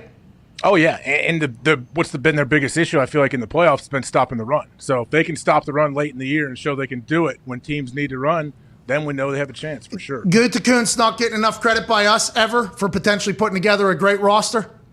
I mean, I don't know. Are people giving him credit, or are they not? We don't. Or is he probably is happy to be out of the spotlight. Yeah. I mean, old Schultz reports tried to bring him and Murphy back into the spotlight last week a little bit. Jordo. In a bad way? Yeah. Well, yeah. Remember? Said they were the reason that the Odell deal didn't get done. Oh, okay. So they were trying to bury him a little bit. I mean, it was about to happen. It was hot in the kitchen for a long time for Goot. For a numerous different, but that roster, Nice job, Brian. And we gotta give credit where credit is due. Hey, we have to. I haven't done that enough. I've only dumped on Gutekunst. Mm-hmm. Yeah, me too. Only dumped on him. But they look fucking good, AJ. Peak too early defense. You think they can withstand this? No, not peak too early. I don't know. They got to be feeling pretty good. And when is Jair back? Do we know? No, but they said it's not season ending, and he's been kind of more involved in practice and stuff like that. They still have their bye coming up, so I would assume we'll see him before the end of the season. AJ Dillon gets going. I mean, that team. He is a big part of it, man. That run he had, that was the screen or the ball he caught and he ran down the sideline. Yeah. I was putting myself in the defender's shoes, and I was like, oh, no. This dude is so big. He is running so fast down the sideline, and you could tell he's looking and like, all right, come on, man. Who wants a shot at this guy? He's one of those pissed off runners. Yeah. He is looking for. But he's so compact and so strong, too. It's like, how do you even get a good angle on that dude to get him down? You saw Bobby Wagner finally had to lasso him and eventually just throw him down. I think the move is, and you would know better, you have a lot more tackles than me, although I have a lot more tackles than a lot of people in the NFL. And my move was always a lot more than a lot of people. And the NFL are people on that, like in broadcasting or media. Well, both. That too. You name it. But my tactic was always, hey, I'm just going to basically put all of my weight in my upper body on their upper body, and hopefully we'll be able to time up in that. And there's a couple good form tackles I have where I eat knees and shit like that. I mean, there's a lot of different styles. I'm not the perfect tackling form person, but if we're playing backyard football or street football, I'm going to fucking get you down there. Yep. Oh, yeah. Mm-hmm. With that, you just have to leave the ground, right, for AJ, because he's running violent. He's a violent runner. That is a massive collision, whatever. You have to just hope that you can hit him clean. Is that what you have to hope? Because if not, you're just getting beat up by his fucking tree trunks of legs in there. Yeah, it depends on what your angle is coming at him. But yeah, say if you have an angle where you're chasing him a bit, you have to use everything you possibly have to try to knock him out of bounds, knock him up high. But if you're a little bit in front, coming downhill at him, then what are you going to do? Okay, I can go low. This dude may jump me like they do a lot. Or he may just knock my head clean off my body. So, what am I doing here? Yeah, so you and I had much different tackles that had to be made. Okay, I'm baiting to the sideline every single time. Hey, you can get me, and I'm just trying to close the gap, basically, and utilizing the sideline as a defender. You literally had to square everybody up. When you go low, is there something is there a strategy to that, or are you just trying to hit their knees out? What are you trying to do when you go low? it's funny. You do practice it a little bit, but you can only do it by like doing it in a game. Because in practice, you're never going to tackle low, like ever. You'll never, even against a scout team, you're never going to go chop running backs' legs out or anything like that. So yeah, there's a strategy. I mean, everyone, it's got to be like instinctual. You're always trying to grab too as you go low to try to wrap up the legs if you can. But sometimes it's just put your forearm down and try to take him down low and hopefully be a good speed bump and he trips over top of you. Yeah, and the team will come and help you.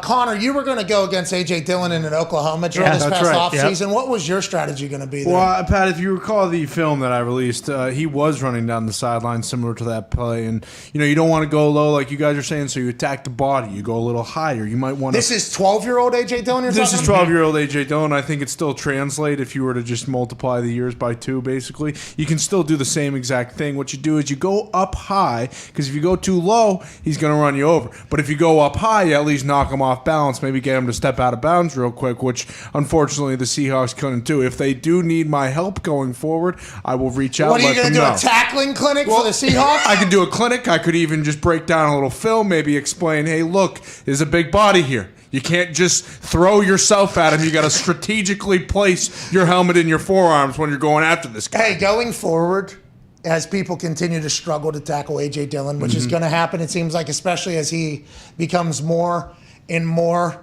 of a part of the offense here, and Aaron Jones is not out, you putting out a guide on how to tackle A.J. Dillon each week would be classic, because when you were 20 and he was 12 and you guys were somehow playing against each other in a high school football league, that's right, you did have a tackle against him. A message sending hit, Pat. Let's at least get it right if we're going to talk about it. And he even remembered that. But I wouldn't do that to Ty. I don't want to give the Packers any disadvantage and try and help the opposing team, tackle A.J. Dillon, because nobody's going to be able to do it. I mean, if you can tackle A.J. Dillon, you're an unbelievable football player. Unbelievable football player at any stage. At any point in your life, if you got A.J. Dillon on the ground, you should be in the NFL. All right, let's move along. Another guy. What if you attacked him in a parking lot and he tripped over you? That's in between the lines, football, AJ. Yeah, in between the whistles, too. Okay, good. God damn it.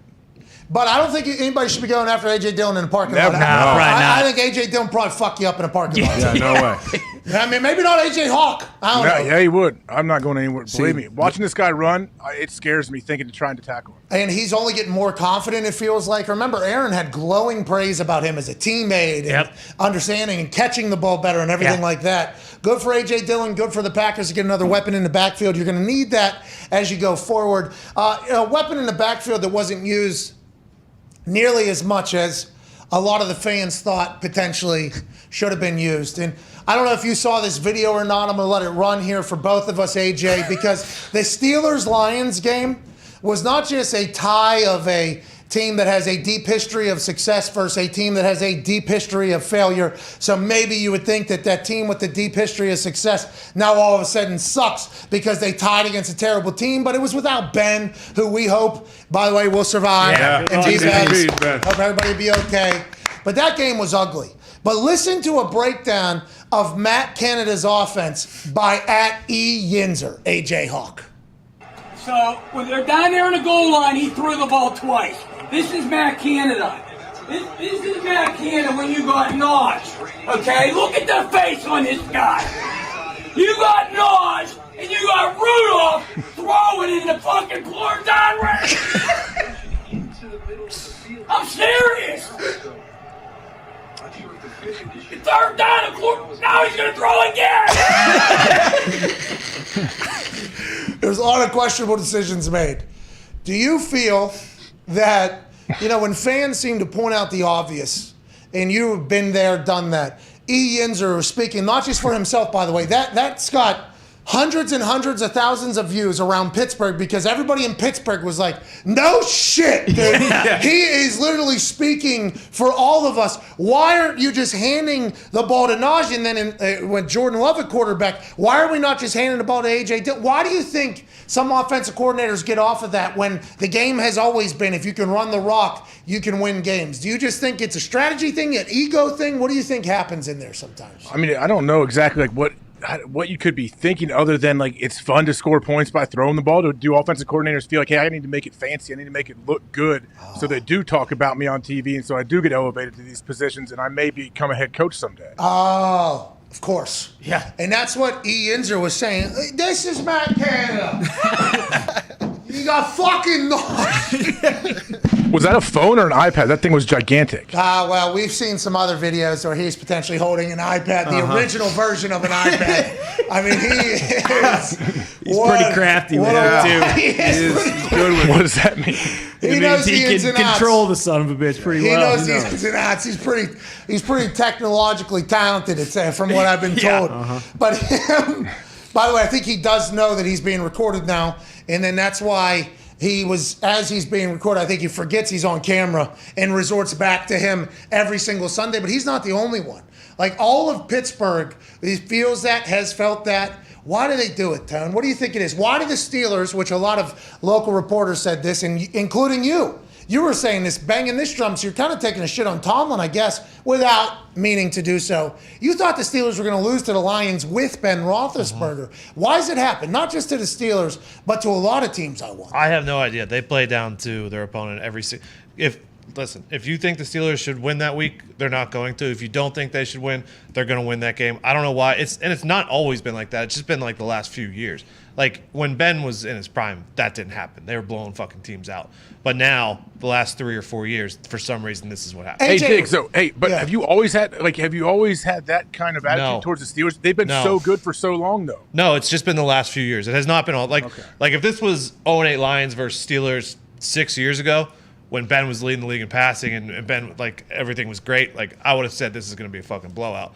But for some reason, the last few years, I don't know if it's because I honestly don't know why. Yeah, AJ, why does it happen? Why do teams show up and not show up? And I guess if you could figure this out, you'd be the Goldman standard of figuring out brains and psychology. But like the Cowboys, they lose to the Denver Broncos, who just got, crushed. They just got absolutely crushed. But the Denver Broncos embarrassed the Cowboys in Dallas in Dak Prescott's first game back in some time or whatever. And then all of a sudden, a week later, they just shit on the Atlanta Falcons all over. Dan Quinn gets a game ball afterwards because that was the team he obviously got fired from. Diggs gets another pick. Dak Prescott is slinging the rock. Why does it happen, AJ? What? Can you please make it make sense? AJ Hawk, Super Bowl champion, all-time leading tackler for the Green Bay Packers. Why? And I can't. I have no idea because I'm literally on the sidelines whenever I'm watching our teams, and I'm like, what the fuck is going on? Just like everybody else. You know, just like, hey, I hope I go out there and punt the ball well today. But also, what the fuck is going on with this team? Why does it happen, AJ, you think? Coaches have been trying to figure this out forever. I'm sure you've heard coaches talk and say, I don't really know. It's tough. Sometimes I feel like we have the best week ever practicing, and then we come out and we play like garbage, or we have a terrible week of practice, and then all of a sudden we dominate somebody. Chuck, I think, I said that on the show maybe even last week. It's something that you can't all I would say is they're human beings, and there's a lot of them out there. There's a lot of moving parts. They all have a lot of responsibilities on the field, off the field, and hey, I don't know. There's certain things that can bring a team together, make them focus, get them like all together, and then sometimes games just feel weird. Even coaches, like, I don't know what was about it. We just never really got into a rhythm, offense or defense. I've been a part of some great We Ready.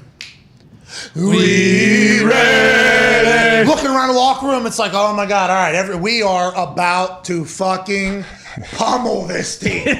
Everybody looks confident. Everybody seems to know what the fuck they're doing. It seems like the coaches feel good. And I'm like, today's going to be a fucking fun one. Let's go out there. And then all of a sudden it's like, boom, turnover first. We're down 14-0. What the hell happened? Wow, we were just 5 minutes ago having the time of our lives. Now we're down 10-0. And then there's some games where coaches are shitting their pants and players don't know what the hell's going on. They're asking questions even like leading up to the introductions, like, hey, on this, what am I doing? And then all of a sudden you go out and win. It's like, why?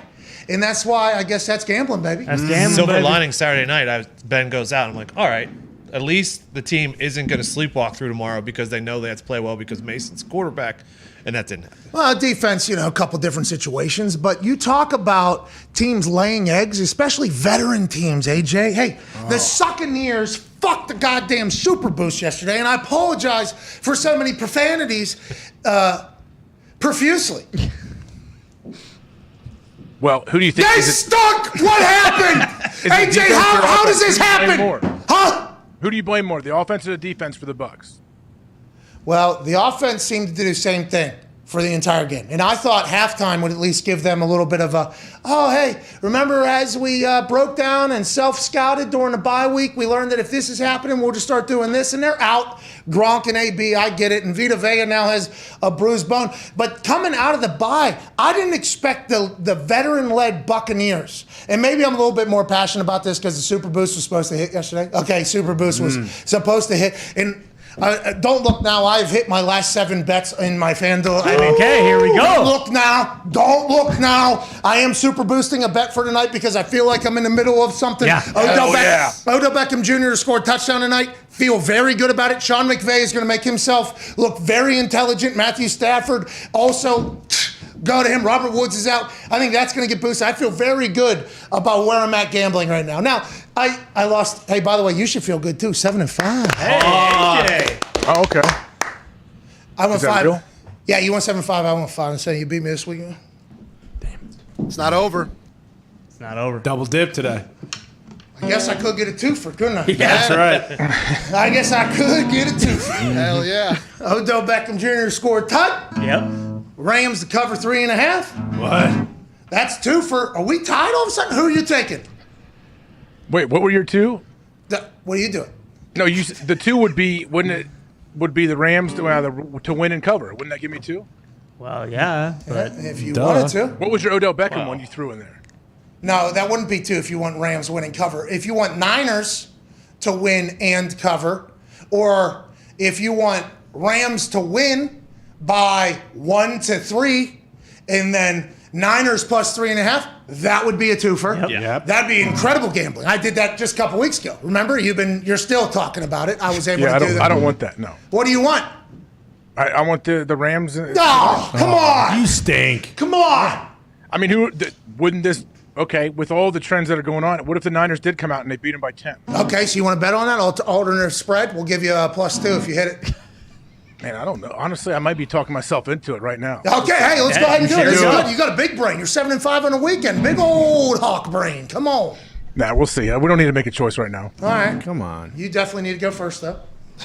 Because I do need a twofer. You know what I mean? I do need a twofer out there. But I think I'm boosting OBJ to score a touchdown just because it feels like this is something McVay would, just like Cam Newton got a touchdown. Mm-hmm. You know, big sign, big acquisition. Oh, yeah. Boost that thing up to make yourselves feel incredibly smart. Odell Beckham, hey, we love you. We like you. Robert Woods tore his ACL. We are incredibly bummed about that. Hope he's okay. We got a guy, though, here. It just feels like that's a natural. Could be wrong, but I have been hot. The Buccaneers, though, fuck the super boost. And I did not expect. Should we worry about them? Should we worry about them, AJ? I have a hard time making myself worry about them, but I don't know. Like I can't tell with anybody right now. It just feels weird. But no, if right now I had to pick, yes, I would still put the Bucs in that handful of teams that can win it all. But yeah, I don't feel 100% confident about that. Both teams coming out of a bye week. I assumed that the veteran-led Super Bowl champion team would handle it better. The next Monday night they're against the Giants, I believe. We're going to learn a lot. You know, another team that is back. It feels like it might have got the monkey off our back. As a fork or scissors were being taken off of the field. Mm-hmm. The Kansas City Chiefs looked like the Kansas City Chiefs last night. I mean, Travis Kelce actually said, "Oh, I got my swagger." He actually said he's got his swagger back. They feel like they're the team they once were. Now, did the Raiders stink? And did the Chiefs defense get opportunistic on some turnovers? Of course. But what was happening on the offensive side, checkdowns to running backs, Tyreek Hill getting loose on some quick ones, Travis Kelce literally just turning around in the middle of a play, getting a ball and making 15, 20-yard gains. That is what the Chiefs that we're used to watching. Patrick Mahomes showed up looking like $500 million over there. In the Chiefs offense, I think lived up to the hype finally. He is now the league tied for his third career game with 400 passing yards and 5 touchdowns, has tied Peyton, Dahn, and Joe Montana, who obviously took a football and saved a kidnapping incident. That's via ESPN stats and info. Let's assume he's going to do it again and be the outright leader, but they're all the way back, it feels like, AJ. Wait, the Montana saving his granddaughter is in the ESPN stats? No, I'm just telling you, whenever you hear Montana's name, let's fucking remember. Yes. This guy was a hell of a player. I know he rocks those Skechers, but also at one particular time in his life, he punched through a glass case to grab the catch ball that is in his house, took it out, blew it up himself, put a little bit more air back in it, and threw and hit a kidnapper right in the beak. Yeah. And caught his grandbaby. Yep, slid down the banister. Yeah. So Patrick Mahomes tied him, but it seems like he's back. Joining us now, just like he does every single Monday, big old brain, 9-year NFL vet, host of the Man to Man podcast, and blogger for Pro Football Focus. Oh, yeah. Ladies and gentlemen, Darius Butler.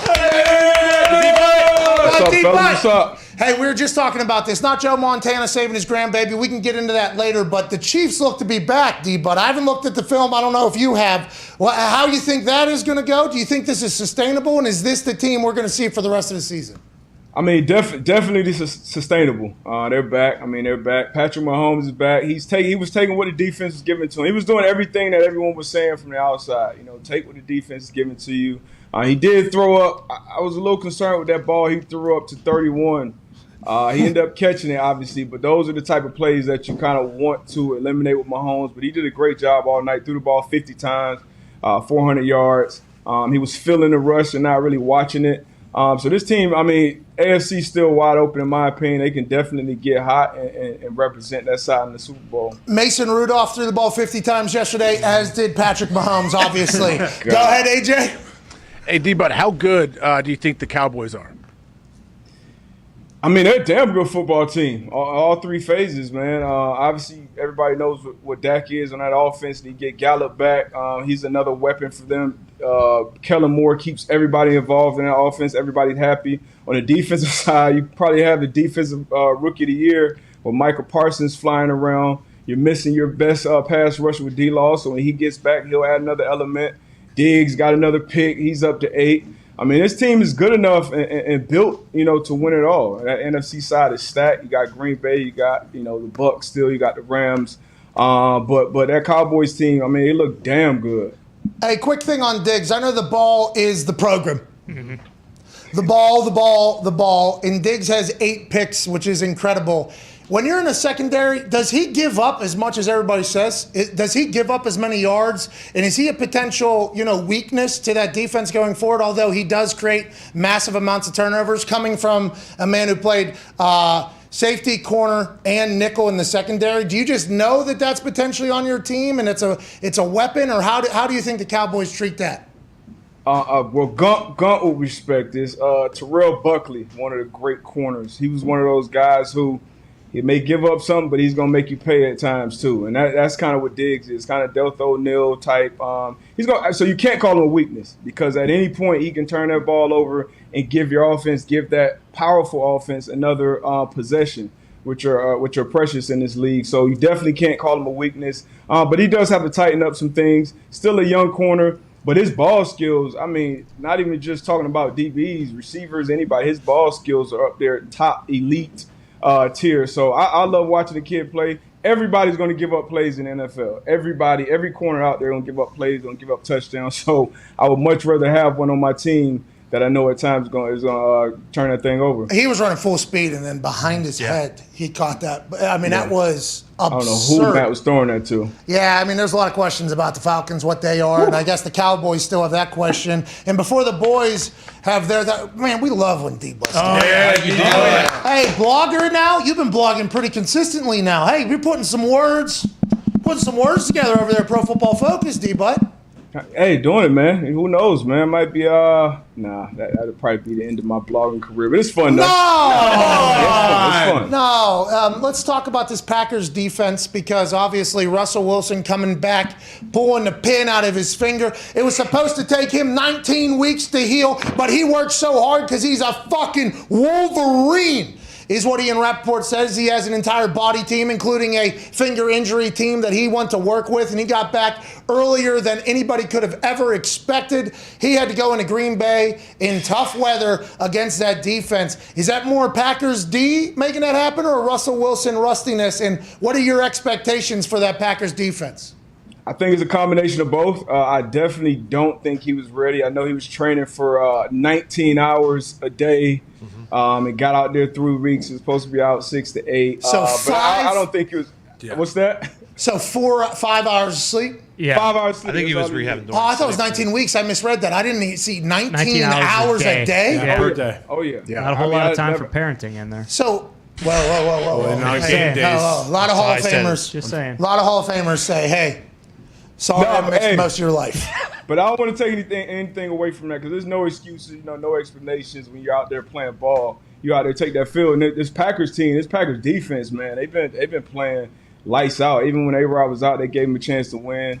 The Chiefs, the Cardinals, and now up against Russ, they've been playing lights out for these last few weeks. I love what they got going on the secondary, the pass rush, the linebackers, Campbell's, he playing sideline to sideline. I love this Packers defense, man. I mean, that NFC side is stacked, man. I don't know who I would pick from that side right now. Well, in Cardinals, Colt McCoy had a good run. That might be over. Kyler Murray comes back. We'll be excited to see with DeAndre Hopkins. But if you look at the NFC, Packers, Bucks, Cards, and Cowboys all cooking. Then the Rams add OBJ. They're sitting at 7-2. The NFC South kind of ugly right now. And the NFC North also ugly. So it is a top-heavy bunch in the NFC. In the AFC is just one massive question mark. Go ahead, Ty. Deba, you were one of the loudest and earliest guys on the Justin Herbert train. What the hell's going on with the Chargers? Are they dead? Herbert's kind of looked like he stunk since the bye week, and their defense stinks too. Hey, relax. Nah, they do. Herbert played lights out last week. He did stink it up. Squeaking by the Eagles. Hey, the Eagles just got to. Hey, the Eagles are all right. But yeah, a little suspect there. A little suspect with the Chargers. You got a first-year head coach. Defense kind of stinks. I think his longest throw yesterday was 19 yards. So I don't know how you get that dialed up for Justin Herbert. I think he'll be all right. Now AFC West, Chiefs, they look like they're in the driver's seat, obviously, but I think Chargers, I think they'll pick it up and be all right. But my team is stinking right now, man. I'm down in the dumps about that. I am also a Chargers fan, D-Butt. And I think I enjoy the Chargers. I enjoy Justin Herbert. You see Cam Newton on that sideline of the Panthers, and everybody's in there. Hey, everybody on three, everybody on me. Let's go ahead and do our hands. We're going to go ahead and win this game. Give me the ball. I'm going to go in. All right? Justin Herbert's an introvert, right? Like that is his. That is his. Who is the person, I think, to turn them maybe back into the team that they were at the beginning of the season? Is it him? Does he have to go out of his comfort zone? Is it Staley? What do you think? Because they can't run into the same problem they had last year, which was, hey, our team is incredible. We should win games. Although it's Staley's first year, there feels like there's a lot of potential in that team. And for whatever reason, they just can't get it going right now. I mean, it's going to be on Staley. Staley's got to steer that ship. Obviously, as a quarterback, I think the best thing a quarterback can do, whoever that quarterback is, just be yourself. Everybody's not going to be, the outspoken. Everybody's not going to be, Mr. Unlimited in the huddle or Tom Brady in the huddle or these different guys. You just got to be Justin Herbert. He just got to start playing better. The whole team does. Defensively, they got to stop the run. And Herbert's got to start making the plays that we got so accustomed to him making. But I think they'll be all right. I love Staley. He's a rookie head coach. And he's one of the brightest minds out there. So I think they'll be all right long term. This year has just been kind of crazy up and down for everybody. Not making any excuses, but I think they'll be all right. Well, Staley actually was a quarterback. That's right. Who's also a defensive coordinator. Exactly. What? Yeah, so he knows defenses, but he sees the game through the eyes of quarterback. It's the best of both worlds there. I love Staley as well. Learn something new. Go ahead, AJ. You did. They said that 7,000 times when he was hired. Go ahead, AJ. No, didn't hear it. Hey, D-Butt, so how about the Browns and Baker? And what about Stefanski? I feel like people are jumping off his bandwagon. Before they said this is the perfect match and all this stuff. Now people are trying to say that he doesn't know what he's doing. Yeah, no adjustments. I mean, but it's a lot of problems. Baker, I'm not gonna say he stinks. He doesn't. He's all right. He's an above average quarterback. I mean, he came out last week, had an outstanding performance, had 14 completions, highest graded on PFF. But he had a lot of energy, a lot of anger, but that shit don't last at the quarterback position, man. It's the cerebral ones. It's the guys who can pick apart defenses. And you guys talked about Stefanski. One thing that kind of came to my mind, Will Blackman brought it up to me. The system that he played in the college, that kind of air raid type offense that they're playing out in college, I think that may be more suited for Baker to ever reach that elite status. I think if he's in this type of system with Stefanski, is play action, run first, have boo, intermediate pass game. I think he's kind of hit the ceiling on where Baker's going to be. But the Browns are stuck. They're going to win too many games to draft high, so they're going to have to pay him big money. So they got to figure something out with Baker. Maybe that's moving on from Stefanski. It's overreaction Monday. I'm not saying fire him just yet, but he might have to change some things up. Hey, a lot. No, I'm not going to dang you guys. I mean, you're close there. Yeah, that's your guy. And the board. Hey, can you guys relax? You guys have been getting on my tone, Gump. What? You guys have been killing Dane on Twitter. Those are the toxic hammer Dahn Cowboys. You got to remember, they do not represent the feelings of their employer or their coworkers. Quick question about Baker. He hands the ball off with two hands. Yeah. Do you see that? Do you ever? Because I think it's like a attempt potential. He has a very interesting way of handing the ball off. I don't think I've ever. It's like a two-handed hand. It's very smooth. Go ahead. It's kind of something about one. That's one thing he does do a very, very good job. It may sound weird, but as a defender, it's something you watch on film. Like his handoffs, like when he hands it off and kind of fakes his boot action, it is a good action. He does do some magic with that ball back there. So that is one of, I would say, you can check that box for elite for Baker. That's what I want in my quarterback. Good handoffs. Well, good handoffs. In Stefanski's system with Chubb, Hunt, who are both out now, Darius Johnson's still one for $100. Hey, let's go. Yeah, good point. Hey, let's go, pal. But on the other side was the Patriots, D-Butt, and I assume Connor's going to have a question for you there. Yeah, D-Butt, you're just saying cerebral, alpha male, pick apart defense quarterbacks. Is Mac Jones like the best quarterback you've ever seen in your entire life? Okay? Is everything all right? What the hell? Louise? Yeah, I just had to put my Patriots helmet back there real quick. Zoom out. Come on. Sorry, we just had to get that situated. But Mac. Oh, that's. I mean, Mac. This guy. We can't even see your Patriots helmet. We can't even see your Patriots helmet because the. Sorry. I'm sorry. Put it on. Hasn't worn it yet. He hasn't worn it yet. But Mac is a dude, man. Mac is a dude. He went to the perfect spot too. Josh McDaniels obviously is everything. He the next Tom Brady, he the next this. I see a lot of people saying he should have went second or third in the draft. Now, I don't think we would have saw this Mac Jones if he ended up with the Jets. But McDaniels, Belichick, they've done a great job with him, and they're getting hot at the right time. The defense is obviously playing great.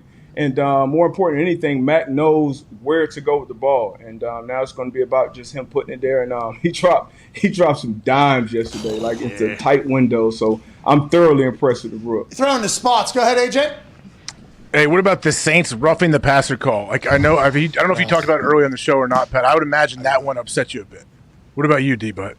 Terrible. I mean, those are game-changing calls, man. I feel like every week, every game we're watching it and we're talking about the refs. Man, something's got to be done with that. Even if they went and reviewed all the pass interferences last year, maybe they go and review the roughing the passers, next year, this year. But it's terrible. And it cost the Saints the ball game, really.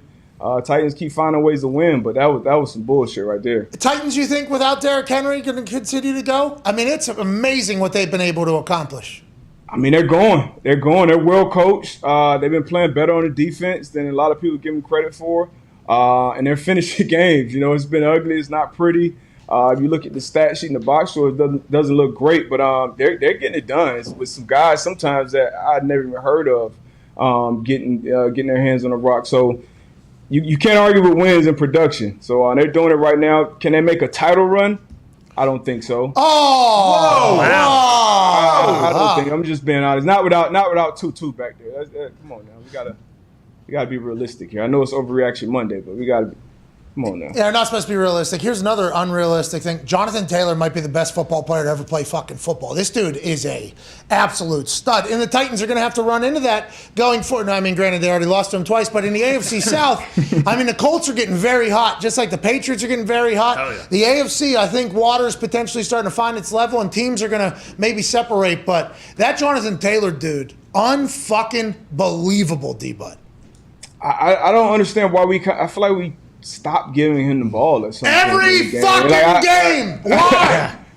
He had a damn near 100 yards in the first quarter. You look at the box score after, and it's 120 or something like that. So, I mean, I don't understand that. We jumped out to a 17-0 lead, and we won the game, which is a great thing. But we've got to get that killer instinct in Indy, man. We got to put foot on necks when we jump up. Jumped up 14-0 on the Titans and letting them come back and win late. So that could be a problem that could rear its head later on.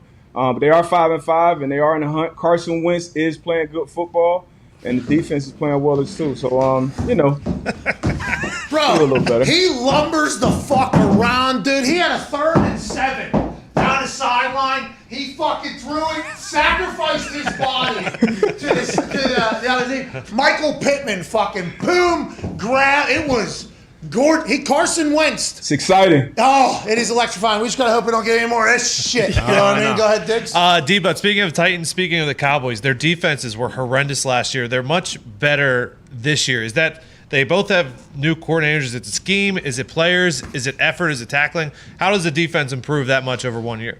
I know starting in Dallas, I know for sure coordinator. Mike Nolan, he did a horrible job last year. He kind of got hired out of nowhere. McCarthy called one of his buddies and gave him, and it was just terrible. From you watch the film, you can tell guys just didn't know what the hell was going on, even in like week 8, week 9.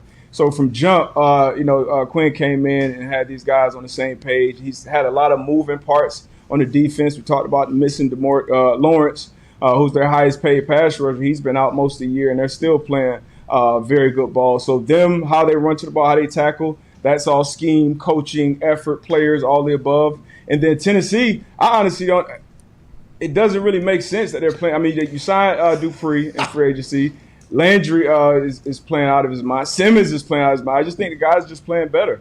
We got Janoris Jenkins came over, so maybe it's personnel. I think Braves has done a great job coaching as well. Autry came over too from the Colts. Hey, Autry, yeah, he was So they got some personnel, and they've always played hard. So I can't put on there. I would just say better personnel. Right. They were terrible on 3rd down last year. Much better this year. Hey, that's the money down, by the way, on defense side. Get off the field! Get off the fucking field! Some people only have like 17 plays and a half, like the Tampa Bay Buccaneers, when Taylor Heineke leads a 19-play, 10-minute. That's crazy. Insane. That's how it ended. That's how the game ended, was like Taylor Heineke just saying, hey, listen, I'm going to go ahead and fucking juju on the beat. They just did that. Maybe they'll be able to figure out, maybe not. I know next week we'll get a chance to chat with you. Tampa definitely figured out. Tampa definitely. Zero concern with Tampa. Zero? You sure? I'm way more concerned with the Rams than I am with Tampa. Whoa. What do you got tonight? I do have the Rams tonight. I'm not concerned tonight, but it's definitely fade deep bus season. But I do have the Rams tonight. Was it 3.5? Yeah. Taking the Rams and beating them in cover. Jimmy G, he stinks this year. All right, we appreciate Shanahan you. Too. Ladies and Lynch, you can add in there. Ladies and gentlemen, Darius, brother, we appreciate you. Appreciate you, D-Butt. He's the best, dude. All right, we got to get to a break. We're about to miss it. You know what I mean? Mm-hmm. AJ, that was a fucking good football conversation right there. I feel like everybody learned, don't you think? I learned from D-Butt. Yeah, I love having him on. He's so smart. As are you, obviously, in football. We're back in me. I feel like I just am dumb enough to ask. I think a lot of people are probably wondering this because I'm dumb enough to do it, and we're very lucky that people watch us and do it. So we're up over 40,000, I guess we were. That's so many people watching idiots talk about football. We appreciate you so much. We're back in 4 minutes. Cheers.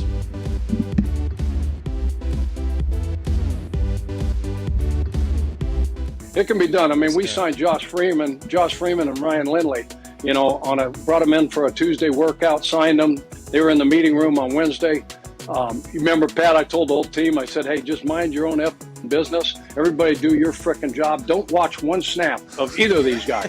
Do not watch any of fucking practice. Hold on. No judgment. Trust our coaches. Trust our offensive staff. They'll get these two guys ready to go.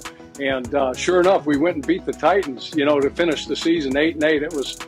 it was one of the most memorable wins we had, because of how we did it. I think so. And Josh Freeman and Ryan Lindley, obviously incredible people, and they came in. And you did say in your Tuesday presser, I've told this story before, where we'll have a package for Pat McAfee. And I was like, wait a fucking minute. It's the last game of the season. Okay, we've lost 10 quarterbacks. There's no way I'm dying right now out there. But that was obviously a joke, obviously. But you bring in Freeman and Lindley. You making the proclamation to the team before they came in.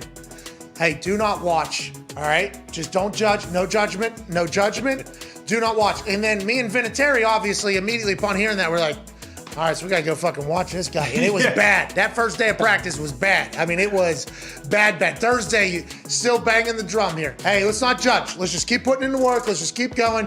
It started looking a little bit better. None of us could have expected getting that win on Sunday. You're right. That is a very memorable game, and it's because of the adverse conditions that we're under, Yeah, no doubt about it. And if you guys could have been at the workout on Tuesday, you would have said, no friggin' way do you sign these two guys. Because you remember Josh Freeman had a cannon, right? Yeah. So you know how Frog and T and those guys had set up at the different areas? Like if you're throwing, quick game, you got a quick out or a slant, and then you go, 5-step drop, 7-step drop. He didn't complete one pass. He almost threw the football. He almost threw he tore up their hands, number one. Number two, the balls were bouncing off the indoor like BBs off a tin can. Almost threw a football through the wall of the indoor facility. And then we go, okay, that's good, Josh. Ryan, you're up. So then we get Ryan in there, right? Ryan's accurate as shit, but he's got zero velocity on the ball, right? It's taken forever. And I'm asking T and Frog, because they know, our two equipment guys, what do you think? He goes, man, that's an easy ball to catch. I mean, it's barely coming in here, Coach. I don't know if he's going to have to anticipate his throws really well. So I'm thinking, holy shit. And I'm like, is there anybody? That's it. Coney Island Josh Freeman was playing for the Coney Island Thrashers at the time, serving, soft serve ice cream at halftime for $250 a game. And Ryan Lindley, he was driving Uber. He was hanging out in New York City. He was driving Uber at the time. His girlfriend was training for the Olympics, and he was in New York City driving those great guys. Uber. Hey, listen, a lot of ricochet shots. Unbelievable. Hey, these guys, unbelievable. Hey, the gabagool on these guys, Coach. Honestly, they were very good, but they...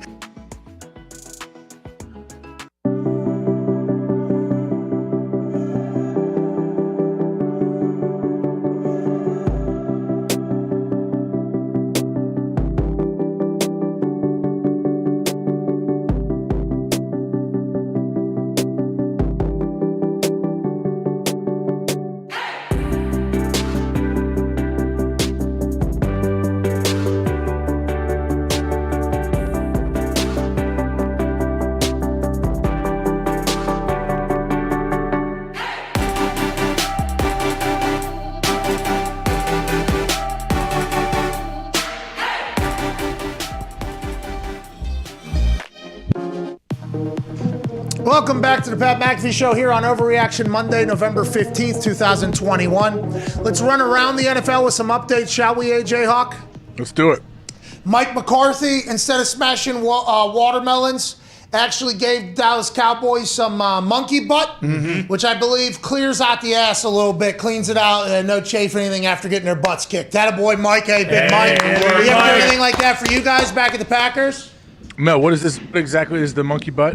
To be clear, I'm not 100% sure. I just read the headline last year. Cowboys coach Mike McCarthy smashed watermelons. This year, coming off an ugly loss. This is from Tom Pelissero, the Arrow, who has been in Mike McCarthy's basement, by the way. That's right. Coming off an ugly loss, McCarthy dug into his motivational bag of tricks and pulled out monkey butt. Wow. Okay. All right, so monkey butt's got the boys flying around and kicking the butts of Falcons. Will they be able to continue to do so? How much monkey butt does he got down there? Hopefully enough to get through the rest of the season. There's some other news coming out. Chase Young has been confirmed torn ACL out for the season. Superstar for the Washington football team. No more after a massive win over the Tampa Bay Buccaneers. The Washington football team loses its best player, AJ Hawk. Yeah, it sucks. And you kind of had an idea when it happened that, like it's most likely ACL. You would hope maybe not, but it's brutal. I know he wasn't having like the the type of year he wanted either. But it looks like that team actually can put it together every once in a while. A lot more attention on him this year probably than in years past, and also that entire D-line eats. That stinks. Also breaking news, head coach Brian Flores says his expectation is Tua Tagovailoa will start this weekend versus the Jets. Who will the Jets start? Will that be Zach Wilson coming back after Mike White stinks, or will the crowd for the Jets who chanted, "We want Flacco," get their wish and Flacco be the starter for the Jets? Not sure. And Adam Schefter is reporting that MRIs on TJ Watt's knee and hip both came back negative today, but he is sore. It is uncertain how much, if any time, Watt will miss. So there's the stories rounding out the mornings thus far, the afternoon, as we head into hour 3, AJ Hawk. Yeah, I mean, what's the most surprising for you? TJ Watt. Yeah. I'm glad. I'm very glad for him. Yeah. Me too, because Tomlin came on the field, there was knees down. Derek Watt came on the field. I'm like, oh no, if TJ Watt is out, all of Pittsburgh is going to be disheartened. Even though they found out that Ben Roethlisberger self-reported COVID-19 so he wouldn't spread it anywhere else. Bad days were ahead with no TJ Watt. Now that's not the case. He might not miss a game. Hour 3 will be on the other side of this 6-minute break where we take a trip around the internet and the phone line. We'll see you then. All right. Pretty good end there. Yeah. Hey, pretty solid end there for the radio thing. Very good. Thank you. I felt like a real host there. You know what I mean? Yeah. In and out. Bouncing around. Because we only had 2 minutes. Mm-hmm. Whoop, whoop, whoop, whoop. You know Quick what I mean? news update. Yeah, quick. Don't they do that at the top of the hour usually? Oh, yeah. On radio shows? I'm not sure. Yeah, the classic news break where they Yeah, come Ty, on. you could do that. Ty, how would you do that? If we're tie with the news. Well, what was the last one? TJ Watt. Yeah, like the sources say TJ Watt had no negative. You know, they do something like that. And what would they have in the background? They'd have one of these in the background or what? Yeah. No, it Probably wouldn't not, be that. maybe not that one. Just that. This one? Yeah. Oh. Yeah, it'd be like Yep. this, right? Yep.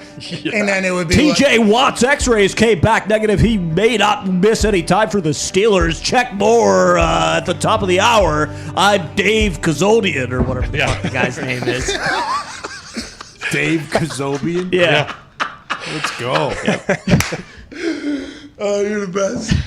You got any Coach Sirianni this week, you think? Big win over Denver. Huge win over Denver.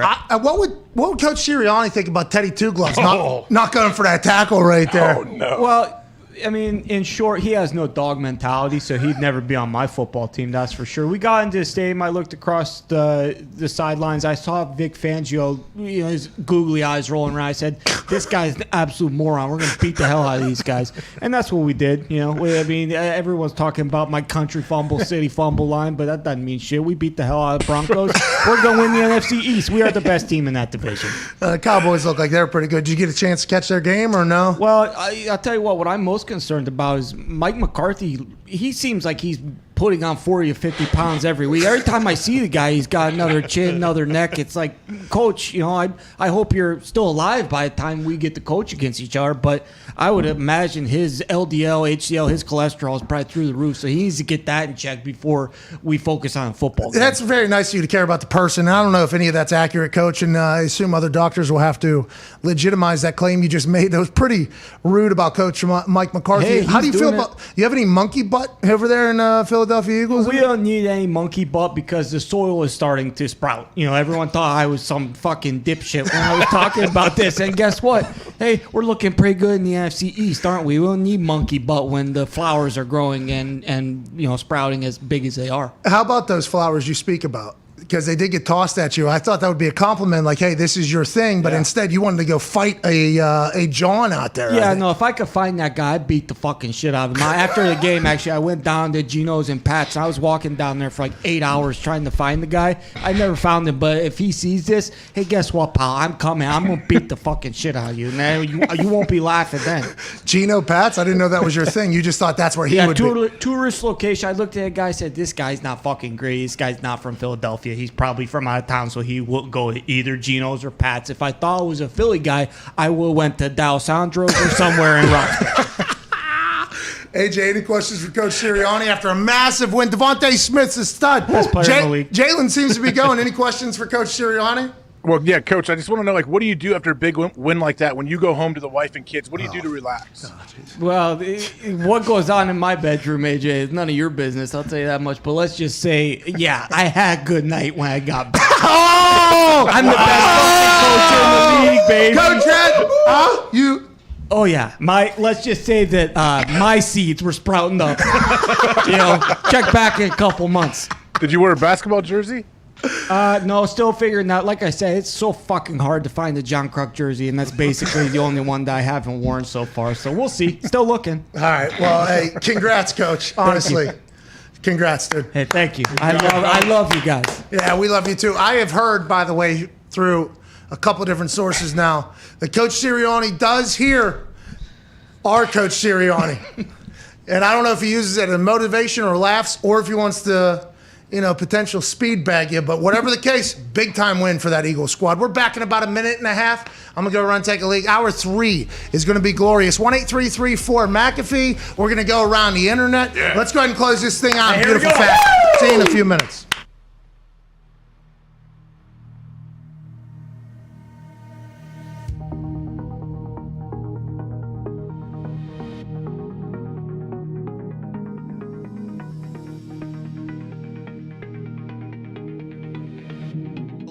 Death game, you bet on the team that had the death. Scandal game, you bet on against the scandal. Interim coach game, you bet on the interim coach. Revenge game. But we're running into something we may have never seen before. Revenge game, you bet. Scandal shit bowl game. Scandal shit bowl, you still bet against the scandal. It's a suck session.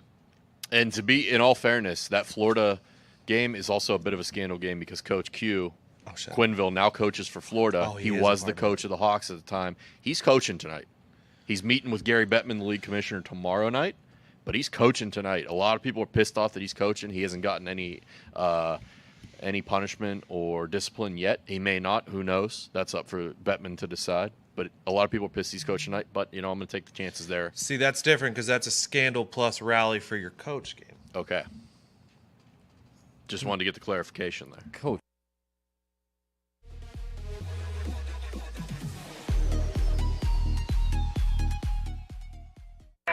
The Pat McAfee Show. There'll be no rules for our guests, for us, for the things we could talk about.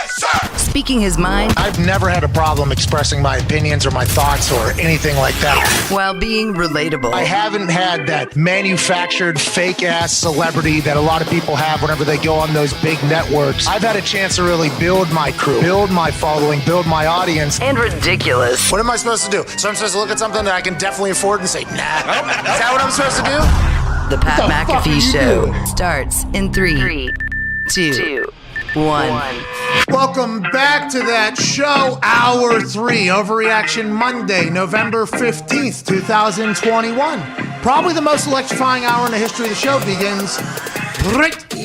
That is not true. It probably won't be, but we can't thank you enough for watching it. YouTube.com/The Pat McAfee Show. The Toxic Table is here. Tone Diggs, one half of the Hammered Dahn Cowboys, is here. How'd you do gambling this weekend, Tone? How'd the books do? How'd the public do? Good in college. Dogs are hitting at a all-time rate this year in the NFL. Oh, dogs are barking. Yeah, 59%, I believe. Whoa. How about that, AJ? Is that what you're doing? That's why you're going 7-5 on weekends. I'm going 5-7. I don't know. A couple of mine, I feel like I got screwed right at the end too. At the Tennessee game, you end up winning Tennessee because I think you took the Saints, right? No, we both look at this, and now do we even know if this is accurate? Yeah. Because AJ's saying I lost this one, but now I definitely won the Jags game. Did you? Yeah. Okay. Good. Yeah, but do you see the Saints Titans game? We're both on the Titans side. Yeah, I definitely had the Titans. You had. Yeah, you did take the Titans there. You wouldn't go back to the Saints. So what are you saying? What are you even saying? Am I getting bamboozled here right now? Am I getting bamboozled? Come on now, don't start. He said you guys got backdoored on that game. We won. Yeah, we did. No, we lost. You guys both took the Titans. It was 2.5. So 2.5. Yeah, got it at 2.5. No, we backdoored. You mean? No, they're minus 2.5. The Titans? Yeah. That one I thought was a lock. So we both lost that one then. Yeah. So I went 4-8. AJ went 6-6.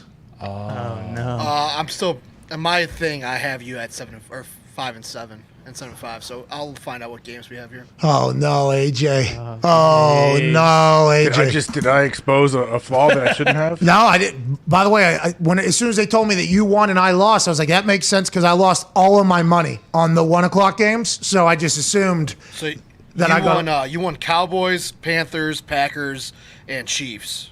And Pats. And then for AJ, he won Bills, Lions, Cowboys, Jaguars, Packers, Chiefs, and Patriots. 7. So a Titans thing. Yeah. Records are right. Graphic. Now's not the time. Now's not the time to go through this entire thing. Whatever the case, I mean, we're about to get into it completely. There's a lot of things that pop off over there. Dirty does an incredible job, but it's also everybody's job, including mine, to see what our record is. So I appreciate all that. Whatever the case, are you picking the underdogs? Is that what you're doing? Are you naturally an underdog? Our Ohio guy naturally picking the underdog? Is that why your trends have been so good lately? No, I don't know. I mean, I feel like some of these lines have been so big. That's what's made it so tough for me. And there was only one line that was lower than 2 going into the weekend, and then that changed too. There was no game. Every game was a rather large. What's this weekend slate? Is there any massive games this upcoming weekend? I mean, Rams Niners tonight is obviously a huge game for the NFC West, which the Niners appear to be dead. The Rams appear to be coming alive. But on Monday Night Football, crazier things have happened. If the Niners beat the Rams, that's going to be a full conversation piece tomorrow, obviously. Colts, Bills, Cowboys, Chiefs. That's about it. Colts, Bills, a big game. Huge. Hey, they going to be able to stop Jonathan Taylor? Quick answer. Nobody going to be able to stop Jonathan Taylor. He's so good. That offensive line, too, so good. And I don't know why we don't just continue to do it. I guess because Carson can make incredible plays, but Jonathan Taylor's an absolute stud. You got the Dolphins-Jets this weekend. Yeah. Oh, yeah. Good one. That's a fucking good one. That's third, fourth place in the AFC East thing. Yeah, we're going to smash him in the mouth. Yeah, well, we don't know if it's Zach Wilson, Mike White, or Joe Flacco, but we're hearing Tua might be able to play, which is, hey, back-to-back wins here potentially for Tua. We're going to be 7-7 pretty quick here. All right, let's go Dolphins. Huh? Here we go, fans. Fins up. Let's do a pick for tonight, AJ. Then we'll get to the overreaction around the internet. Then we'll get to some phone calls as we wrap up this beautiful Overreaction Monday. AJ, to potentially go 8-5 on an incredibly questionable weekend would be nothing short of a miracle. You could do that with a proper pick right meow. I am going to take the Rams to win and cover, and I'm going to take the over so I can have a twofer here. Ooh. All right. I'd like the Rams, the over, Odell Beckham Jr. to score a touchdown. Here we go. And Matthew Stafford to throw over whatever his number is. Let's go. And I would like a forfer. Okay. Mm-hmm. I like a potential forfer there. 4 for 1. Is that all right, AJ? Yeah, I mean that you can lose 4-2 as well. Yeah. Hey. Hand up. Absolutely. All right, whatever. If you want to do this. Okay. All right. I want to add a let's couple. go. I want to add a couple bets to mine then. Yeah. Well, if you lose them all. Okay, I'm going to add to mine. I want to say Matt Stafford will throw at least one touchdown pass tonight. That's not You can't just start taking minus 7,000 bets, dude. No way. Okay, I'll take my 2. All right, I'll take my 4. All right, and Matthew Stafford has to go over 281? Mm-hmm. Yep. Oh, I mean, come on. You want it? No. I don't need to place. I don't need to keep putting more bets out there to make this thing just a clown show. It's not a clown show. What? This is a good pick show. That's what we're doing right now. We're doing good picks. All right, I'll take my 2. You take your 4. Let's see what happens. Yes, we're going to have a tie ball game. Here we go. And all of a sudden, I'm going to be alive. I'm going to say, look, AJ beat you last week. I'm beating. I mean, if I hit a forfer to tie this thing up, that's basically like the Lions. I'd go banana land. What happened, Santoso? That 48-yarder, what happened on that kick? He missed an extra point, too. I was going to ask you that. It looks like he just straight up chunked it, but I don't even know if that's the case. Yeah, I didn't see any footage of him hitting the ground. And I learned he's 6'5", 250. And you cannot come up short from 48 if you're 6'5", 250 with that mustache. Seemed like he tried to guide it almost, like as opposed to just kicking it. I don't know. I have no idea. What do I know? Literally nothing. Chris Boswell is a fucking machine, though. Yeah. That guy's unbelievable. 51-yarder, rain, wind. That's Santos. That is not Boswell. That's Zeke. Whoa. Put the photo back up. Holy shit. That's Santos. I've never been in the same room with this guy. Yeah. That's awesome. His mustache, Holy too, looks shit. so good with that helmet. Oh, yeah. If he hits that 48-yarder and does any sort of mustache celebration, we're talking Lifetime contract. Santoso all morning. Yeah. Hall of Fame. Anyways, NFLZ. that's how I'll feel tonight if I hit that 4-4 and end up tying this whole thing up. Let's go. What was that face? You said an anytime touchdown for Odell. Is that what you had it to? Oh, yeah. Yeah. That's not exactly a fair one, but I'll let you have Plus it. 320. dude. It's plus 320 right now Yeah. at FanDuel. It is on there. I got that thing boosted to plus 320. It was originally plus 250, 240. Damn. Something like that, boosted up to. So it was plus 2 something. So, I mean, I'm not just. I think it's smart. I think it's a smart bet to make because Sean McVay absolutely feels like the coach and Les Snead, like the GM that want to show off. Hey, look at what we did. We lost Robert Woods. Look at the signing we made here, though. We don't like that we lost Woods, but they're going to force feed a ball, I think, though. Oh, yeah. He may throw a touchdown tonight. What if Odell gets to throw one? Oh, is that in there? Can we boost that too? Yeah, that's included. Can we boost? I don't know when they would have put that in. Maybe Friday or Saturday, I guess. Yep. How about Cam Newton? Legitimately only having probably a goal line package, right? And then they end up in a goal line situation twice in 2 drives to kind of put that thing away. That was almost the universe saying this is right. Hey, this is right. I'm not saying Cam Newton's the only human that could have scored on those 2 plays, but them probably not putting in a lot because he just joined on whatever Thursday or Friday, and then potentially only having a goal line package for him, and then ending up on the 1 and the 2 in consecutive drives. It's almost like the universe saying, "Hey, welcome back, dude." And he said, "I'm back, back.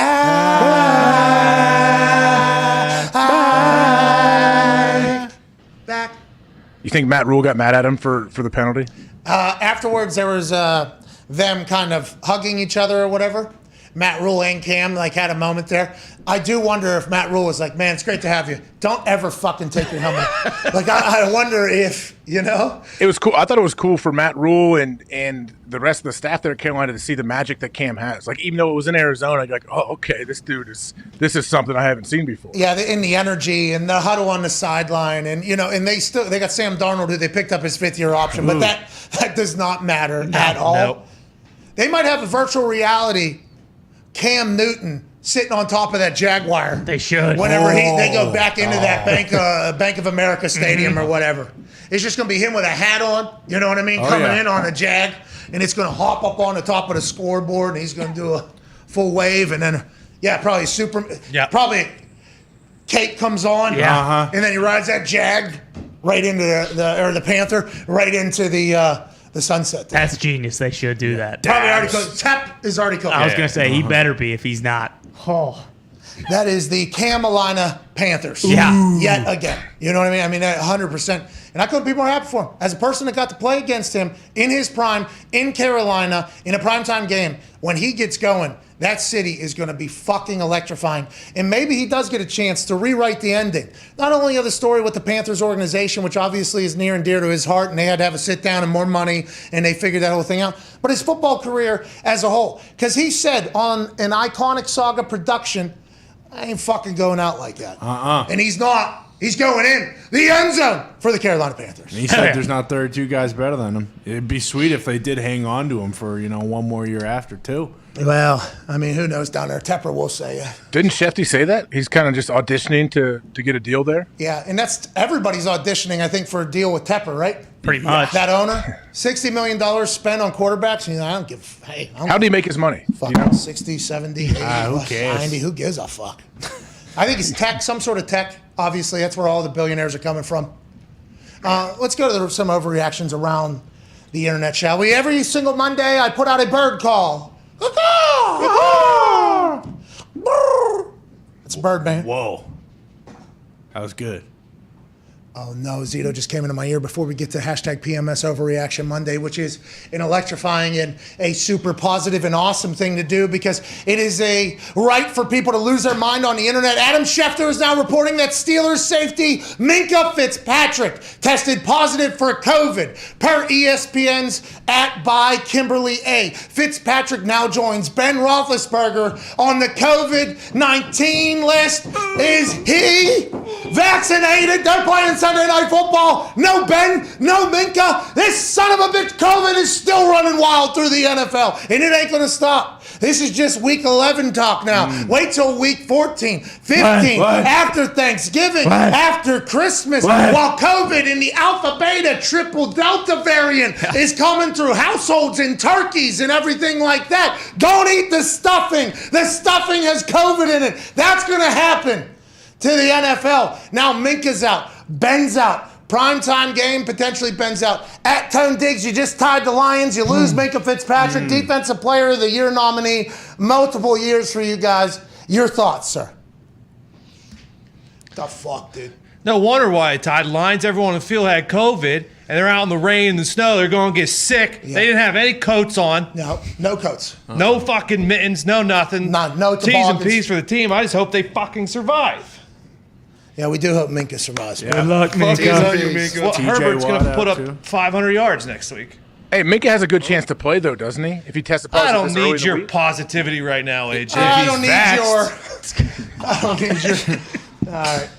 But you're right. It does seem like a little positivity. Mumbo Jumbo is worth the conversation here. You know, because AJ's right.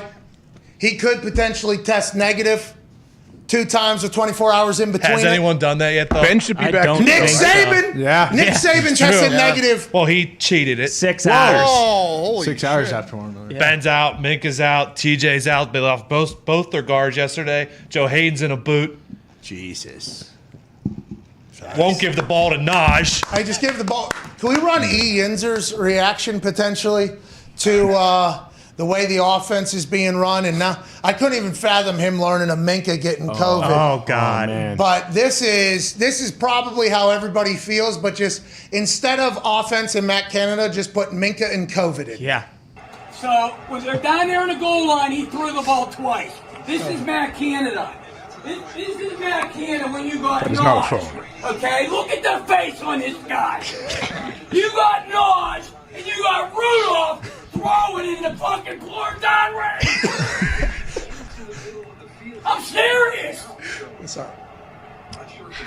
The third down, now he's gonna throw again. right, that is you tie the Lions, you lose Minka. Oh no, Man, not Pittsburgh. good. Listen, if anybody can get him through it, it's Mike fucking Tomlin. That's right. Mm-hmm. So if Mike Tomlin goes 8-1, Never had a losing season. he never had a losing season as a head coach. That's potentially possible there. It's wild. Let's get to the overreactions around the internet, shall we, AJ? Yeah, I want to hear some. There should be some good ones this week. Where'd Minka get it from? You think he was Dahner on South Side Dahner? Oh. You think he was maybe Dahner North Shore? You think he stopped over at the Carnegie Science Center over there at Rivers? Where do you think? There's a rat in the building. Whoever gave it to 7, they're just trying to take out all the greats. Oh. So COVID is potentially brought into the building by a rat, a bat, or whatever it could be, and it's just snaking around up in the attic, in the AC, and then it comes down who's good at football. I wasn't talking about an animal. I was talking about a fucking rat. Oh, you're shit, talking about a Fucking non-gobble. Yeah. It's not just COVID, Pat. There's another disease afflicting this team, and its name is Evan Fox, this rat fuck. Oh, yeah, we haven't even talked about that really Fucking yet. Black Plague. Evan, yeah, people were saying you're the reason why the Pittsburgh Steelers started to stink last year. Because remember, he proclaimed his fanhood after the Steelers won 11-0 because the Lions were obviously about to turn over and stink and everybody was going to be sent out of there. And Foxy said, I want to enjoy football one time. I'm going to be a fan of the undefeated team. And everybody's like, no. The reason why the Lions stink is because you are a fan of them. Let's not do that. He comes over to the Pittsburgh Steelers fan base, and all of a sudden the Steelers stink. Can't win a game, can't play football anymore. So Foxy took his little victory lap. Steelers stink. It's the same thing. He goes back to being a Lions fan because MCDC takes place.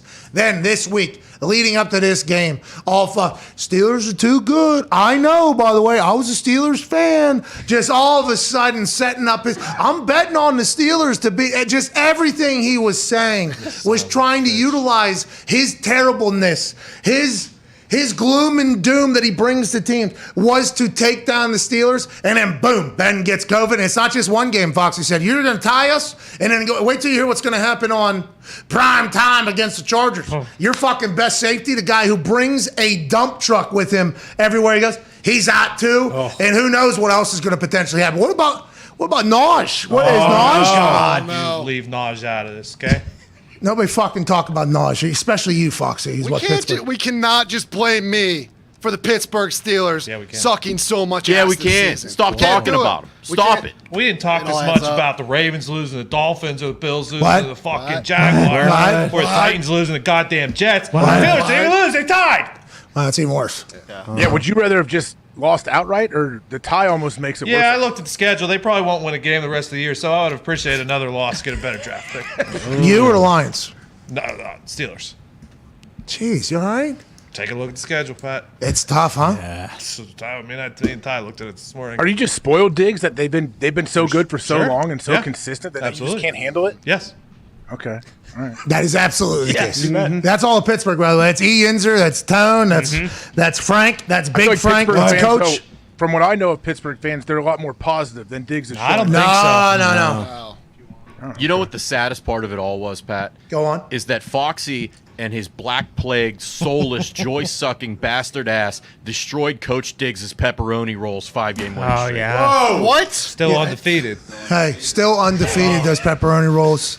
And if I do recall, he had some gabagool next to that. Gabagool. He had some gabagool out there. Those pepperoni rolls still undefeated, but I think old Coach Diggs should potentially maybe retire the pepperoni rolls for the rest of the season so we can keep the positive juju, because you're saying the schedule is a nightmare for the Steelers going forward? It's not great. Let's go ahead and take a little look-see at it. Zito, you said we had it. The Steelers got the Chargers, primetime, Sunday Night Football. Then you got the Bengals. They seem to be a wounded tiger. It's going to be cold out there, no indoor practice facility. Then the Ravens. Vikings just get a win over the Chargers. Justin Jefferson is a guy. Yeah. Kirk Cousins is such a fascinating character. Whenever we look back on his career, I'll be excited to see how it is judged. Honestly, very good, wins games, but will he ever get to the mountaintop? Nobody knows. Then he got the Titans, then the Chiefs. This is unbelievable. Then the Brownies. Damn. Then the Ravens. Oh, no. Tony. They're starting to call you, Noni Diggs. Noni.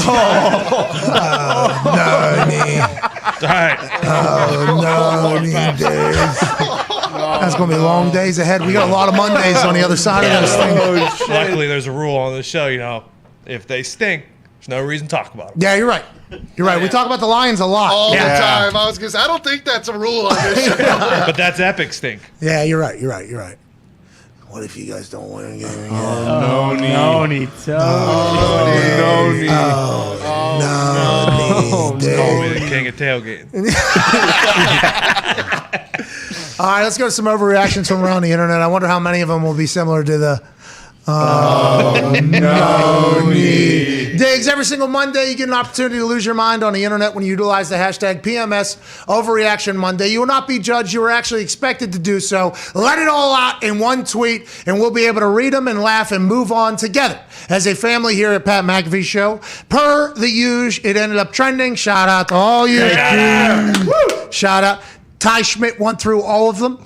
Ty Schmidt found some great ones, and I can't wait to read through them. Once again, I've not seen any of these. Neither has AJ. Let's get to it. Woody at Woody, Kentucky, 859. Oh, Woody K down there.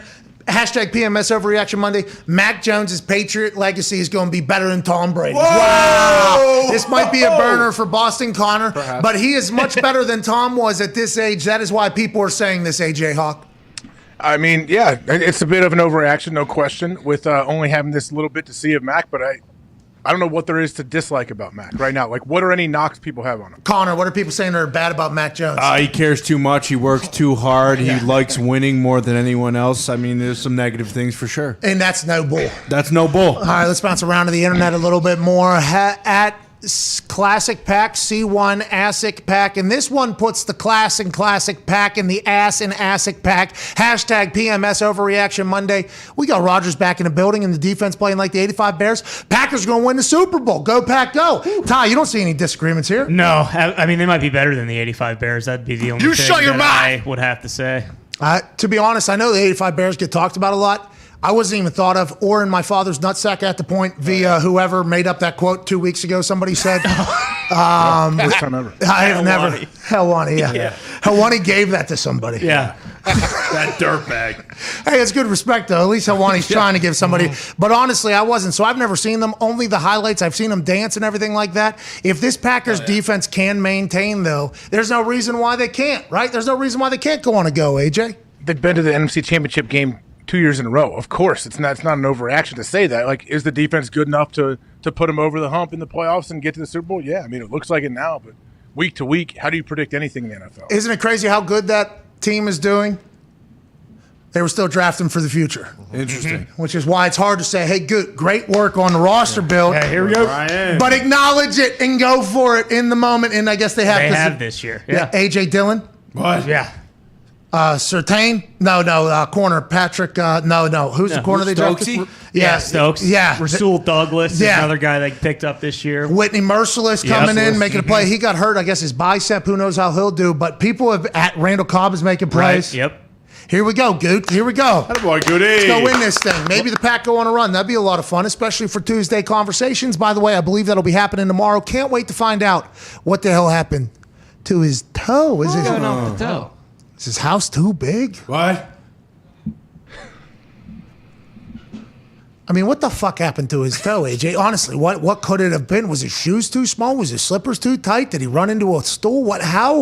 How could he have hurt his toe in that quarantine? Was he trying too hard, working too much? These are all good questions for tomorrow, I think. He's watching too much film. His toe started to hurt. Oh, yeah. Yeah. That's why he's watching too much film. His toe started to hurt. That was probably the case. Seems like it didn't slow him down at all, but I remember going, his toe, what the hell? Because I was worried about his heart just like everybody else because COVID and what has happened in the past. They seem to be past that. We'll ask him tomorrow. Let's go to the internet yet again. At Samurai Medic. Hey, this is the medic you need. Oh, That's yeah. right. Whenever you're in the middle of potential war or whatever, you find yourself in one of those Dungeons and Dragons situations, or at I saw Robbie Fox was at one of those night parties. Oh, medieval times. Yeah, one of those things. This is the medic that you need whenever you're in those situations. At Samurai Medic, Randy Benson says, for somebody who's supposed to be a defensive guru, Brandon Staley's defense is trash. Randy Benson from the top rope seems to be a Chargers fan. What the hell is going on with the Chargers? And not just the Chargers defense, by the way. Brandon Staley, great defense coordinator. The Jets defense also stinks. 2 defense coordinators getting promoted to head coaching roles, and both the defenses stink. Is that because they stopped coaching defense, you think? They have to go more hands off? I mean, it's possible. They're not the ones. I know what Ulbrich is the D coordinator in for the Jets, who I think is an awesome coach, actually. Very good guy, good coach. But I don't know. Like, yeah, it's impossible to tell. Like, why? It could be one play. Think about it. When we're saying, what could cause a team to come out and be flat? Let's say first play, the first series, quarterback throws up a bad ball, receiver makes a great play, dunks on the dude, mosses him, goes and scores. But you were playing bad. That instantly, like, even if you were flat, that one dude making that one play can flip everything. Yeah, and that can happen obviously for a defense too. I remember we went down and played the Saints in the Superdome, brother, Silverdome. Yep. Down there, it was primetime game. I think it was literally the first play, strip sack of Curtis Painter after a touchback. So they got the ball in the 20. 7-zip, and then it just one thing can go, and hopefully maybe the Jets and the Chargers will be able to get that play that'll maybe reignite a little bit of success on the defensive side. Not for the Jets, obviously. They seem to stink. They blow. Stink. But the Chargers, I don't understand what the hell's going on over there, and neither does the Samurai Medic. Let's take another trip around. Ty, good selections thus far, by the way. Here comes Skinny Stooge Stevie. Ooh. Hey, Skinny Stooge. Is this Foxy's burner? I like this guy. I like this guy a lot. Skinny Stooge doesn't even know how lucky he is to be able to eat everything and not put on any weight, even though he might be a bad body having son of a bitch. Us spark plug built sons of bitches hate people that are just skinny stooges, because we have a couple in the office, and these dudes can eat whatever, have McDonald's at 10 a.m., have cheeseburgers, Big Mac, McChickens, quarter pounders, apple pies, cookies, the whole thing, McFlurries. And they don't ever gain any weight. Does that give you gout, Foxy? Nah. No, skinny stooges don't It's a get that. superpower. Yeah, it feels like the King's disease only happens with people that can't be skinny stooges for whatever the case. Hashtag PMS Overreaction Monday. You're not the only one that gets gout, Zito. Hashtag PMS Overreaction Monday, although you are one of the faces of battling gout. I was on Gout Magazine 2020 this year. Hey, we appreciate your service. We appreciate your service, Zito. Hey, what if you saw Zito's face? You're in a doctor's office in the waiting room, and there's a magazine about gout, and Zito just smiling on the cover, and he never told us. I would die. And by the way, that might be happening. We have no idea about Zito. We Face of God. Guy might be a billionaire who's going to bring down Gott. That'd be his greatest feat. The Kansas City Chiefs It's at my feet. are all the way. The world is yours. The gout world is yours. The Kansas City Chiefs are all the way back. Fake punt. Tommy Townsend threw an absolute dime. Great defense, and the offense was picking them up and putting them down. Just absolutely dog walk the Raiders in Las Vegas. First in the division, by the way. Chiefs versus Packers. Super Bowl, whatever it's about to be. Let's go. I like the fact that Chiefs Kingdom is all the way back. I like that what they saw last night brought back a little bit of passion for the Chiefs fans, because it did get a little toxic there, so much so that some of the Chiefs players in the comment section were like, we hate this fan base. Yeah. And X Factor was representing them poorly and saying, oh, this guy's an asshole. They're egotistical. They got too confident. They got too comfortable. It wasn't that long ago that the Chiefs were terrible. Now they weren't looking as good as they had, and everybody seemed to turn against them one night in Las Vegas, in Sin City, when Travis Kelce seems to be all the way back. Tyrann Mathieu seems to be opportunistic. Tyreek Hill is outrunning people. Checkdowns are in abundance. Patrick Mahomes all the way back. Is this the Chiefs? Is this what the Chiefs needed, AJ Hawk? Yeah, I'm sure you probably heard it. I think a lot of pundits on TV are saying this felt like a Chiefs win. Like Patrick Mahomes throws 5 touchdowns. I think their defense played well, and it gives them hope and gives them some confidence moving forward. And I like that overreaction tweet, because I think that was my Super Bowl prediction as well, Chiefs-Packers. Oh, yeah, I think you and Skinny Stooge are on the same page. How about Tommy Townsend taking a low snap? Beautiful ball. That is not easy to do either. No way. All the way out on a stop route on time. He a little long in the stride. I think if people were to break down. But him just transitioning perfectly, what a strike by Tommy Townsend. And I love the aggressiveness. I like that Andy Reid and them know, hey, we're rolling right now. Let's keep this thing going. Couple people, like you said, not that many people that had jumped off the Chiefs bandwagon, but I did see a decent amount of people saying Tommy Townsend played better than Patrick Mahomes had, up to that point last time. Maybe put him at quarterback. Oh, QB too. Yeah, exactly. We'll see. Patrick Mahomes, 400 yards, 5 touchdowns, has 3 of those games, I guess, in his career. He tied Dan Marino, Peyton Manning, and the guy who saved a kidnapping with a football, Joe Montana. Oh, yeah. Let's assume he'll have at least another one of those. Let's continue around the internet. Ben Goldstein at Ben Goldstein 91 says, hashtag PMS Overreaction Monday. The Seahawks need to start over. Trade Russ, fire Pete. It's time. Wow. No. Is that your feeling, AJ Hawk? Russell Wilson, first game back after 19-hour training sessions for the last few weeks. Don't know how he slept. I thought sleep was a massive part of recovery. Maybe that's what they're counting into the 19 hours. He slept for 13 hours, let his body do his thing, and then for 6 he'd go after it, and then he'd chill for 5. Maybe. I'm not 100% sure. Are you all out on the Seahawks after losing to Aaron Rodgers 17-0 in Green Bay?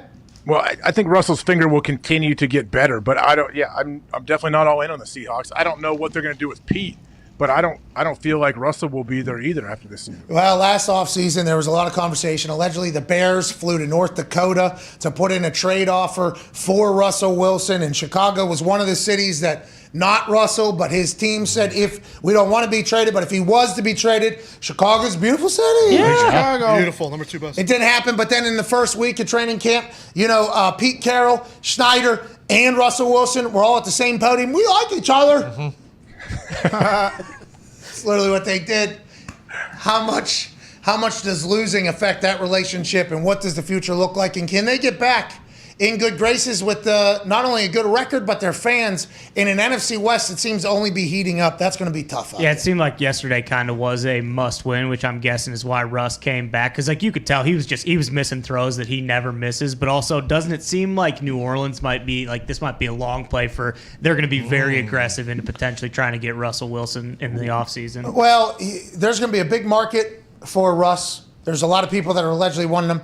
Will the Seattle Seahawks ever let him go? Will he ever want to leave like he did, or did they get over it and move forward? We shall see. I do know there is some questions, though, around Pete Carroll and his brain function, because how can he not find the challenge flag? Yeah. I mean, the ref is literally saying, throw the flag, is what the ref is saying, because Pete's going, hey, I want to challenge that, I want to challenge that, I want to challenge that. And the ref's like, that's not how it works. That is not, you have to throw the flag. And Pete Carroll's like, God damn it, how many pockets do we have in this freezing cold-ass Green Bay? I got 6 jackets on, I had an extra one. My flag is in the jacket underneath this jacket. Do you want me to unzip, go in there, or do you want me just to throw something, sir, and get the challenge out there? And he throws his flip phone, maybe? Yeah. I'm not It's a hand warmer. Can of mints. That's a hand warmer? It's like a USB charged hand warmer they have, yeah. Really? I did not know that. Yeah.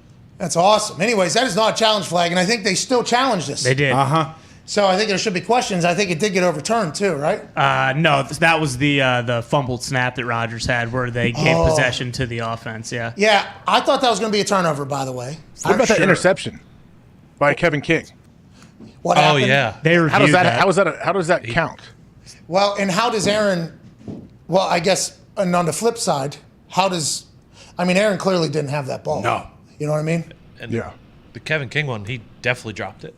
Definitely hit the ground. Were they saying it was he already secured it, or how's that work? It seems like every week, if we wanted to, we could get into every call and be like, that doesn't seem like the best call. Wasn't it Tony? I think Tony was even saying, like, what? I don't know why he's dancing. He didn't catch that one. Well, Jamal, I don't know if Tone said that, but Tone was also going through some shit yesterday. They just tied the Lions, obviously. Jamal Adams does Romo. Oh, Tony Romo. Jeez, I thought you meant Tone Diggs. Tony Romo also tried to get Mason Crosby fired. And it's like, hey, Tone, all right, the boys, I let the boys do their thing to Corona. Tone, I've been on your, shut the fuck up about Mason Crosby. But anyways, as a holder too, Tone should have known. As a holder, he should know that Mason Crosby has been dealing with a nightmare of a situation. Laces left, he misses it, okay? And Mason Crosby's leg is not what it once was. All right, he's older. This is just natural happenings. He still kicks off, though, so they should have somebody potentially kick off for him. I don't know if Bojorquez can or not. But whenever you get older, I think you don't have the same amount of pop or speed to potentially power through any of the fuck-ups that can happen in the operation. Now, rookie snapper, obviously Bojorquez new to the team, but as soon as Laces left, he misses that kick in windy-ass Green Bay. All of a sudden, everybody starts coming out. Here we go. This guy should make this guy should make. He makes the next kick. Let's assume he'll continue to do so as the operation gets better. But I didn't like just, because Tony was a holder. Tony was a holder. What did Tony say exactly? Basically, like he was echoing a lot of sentiments of people on the internet. Like, it's time. Like, it's potentially time. This might be it.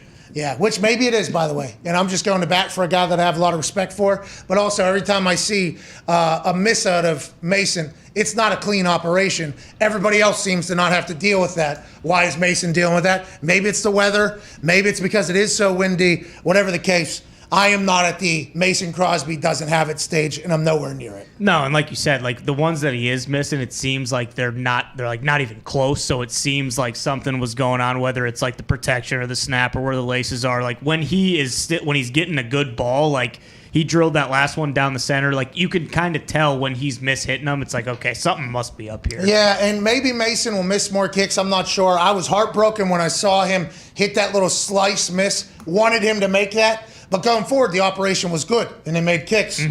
We'll see. That's a huge deal. Yeah, gonna cost them in a playoff game probably. Well, no, because I think they're working. I think they're working. I think the snap. Of course they're working, but are they going to be able to do it when it really matters in the playoffs?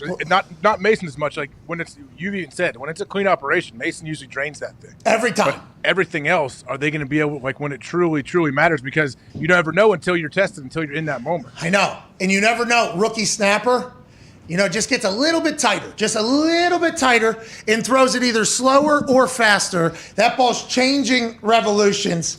And then all of a sudden, boom, laces straight back on like a 45-yarder. And then all of a sudden, Bojorquez is trying to spin that, and Mason hits it. And it's just like, that. You never know what's going to happen. You just got to hope that the work that they're putting in practice is paying off. And hopefully, towards the end of the game, you saw that. Would it even like matter, like bringing in a different guy to snap? Would that matter at all? Like, because then you're just kind of introducing something new. And at this point in the season, like you're probably not going to find a very good, consistent long snapper out there somewhere, right? Yeah, I don't know. I don't know what the market looks like. You might be able to find it. Could you find an old savvy vet that will snap it perfect on field goals, but you're not going to get any cover out of him on punt? Mule.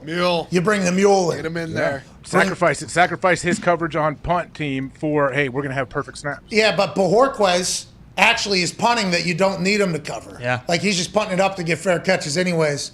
So what I'm saying is, and what I think we're all saying is, that rookie snapper's going to have to fucking figure it out. Yeah. Because Mason's taking a lot of ricochet right now, and the laces are on this snapper. All right, let's move along. I think they deserve that type of credit. So whenever you see a good one, at least people go, oh, snapper, fucking good. Hey, that was a great snap. Like, there's been a lot of zoom-in shots from behind of guys kicking balls in a shot there, and you can see just like a perfect snap and down. It's like, oh, those laces are perfect. Oh, those laces are just a little bit off. Holder goes and gets there, because the operation time now is much faster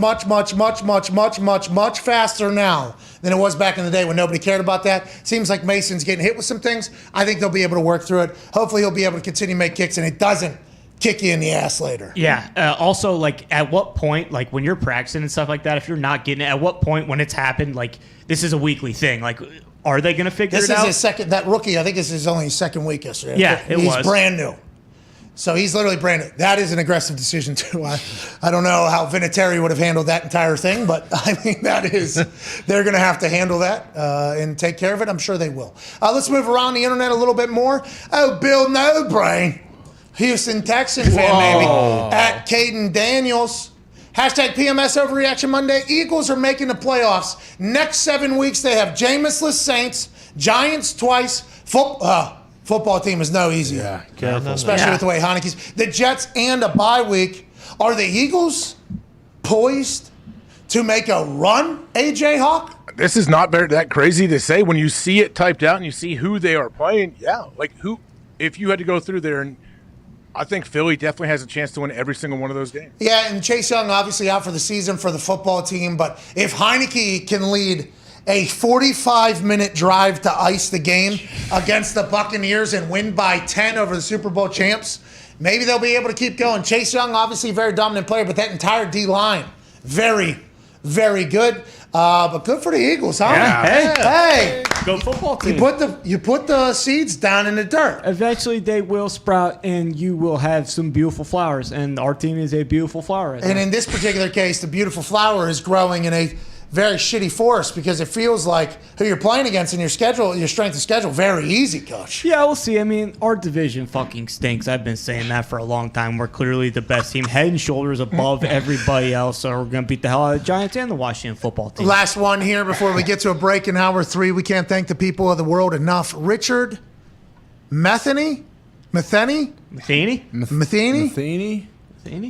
What is the origin, you think of? Is the H silent if he's French? I don't know. I don't think French Matini? Is the origin going to help you? Well, yeah, I think so. I mean, I'm cultured, obviously. Anyways, and then right there in the front. Yorkshire. Mm-hmm. Yorkshire? Yeah. Yeah, he's English. Oh, he's an English fellow. Oh, so it's just Metheny. Metheny, maybe, because they say tree, right? Yeah. I watched Adele last night a little bit on CBS. Oh, how was that? The Griffith Observatory or whatever. Yeah. Beautiful place. She can sing her ass off. She's great. Unbelievable. Then she did that interview with Oprah, and she talked about her life and everything. She seems to be like one of the coolest people of all time. 15 Grammys she's already won. Wow. Damn.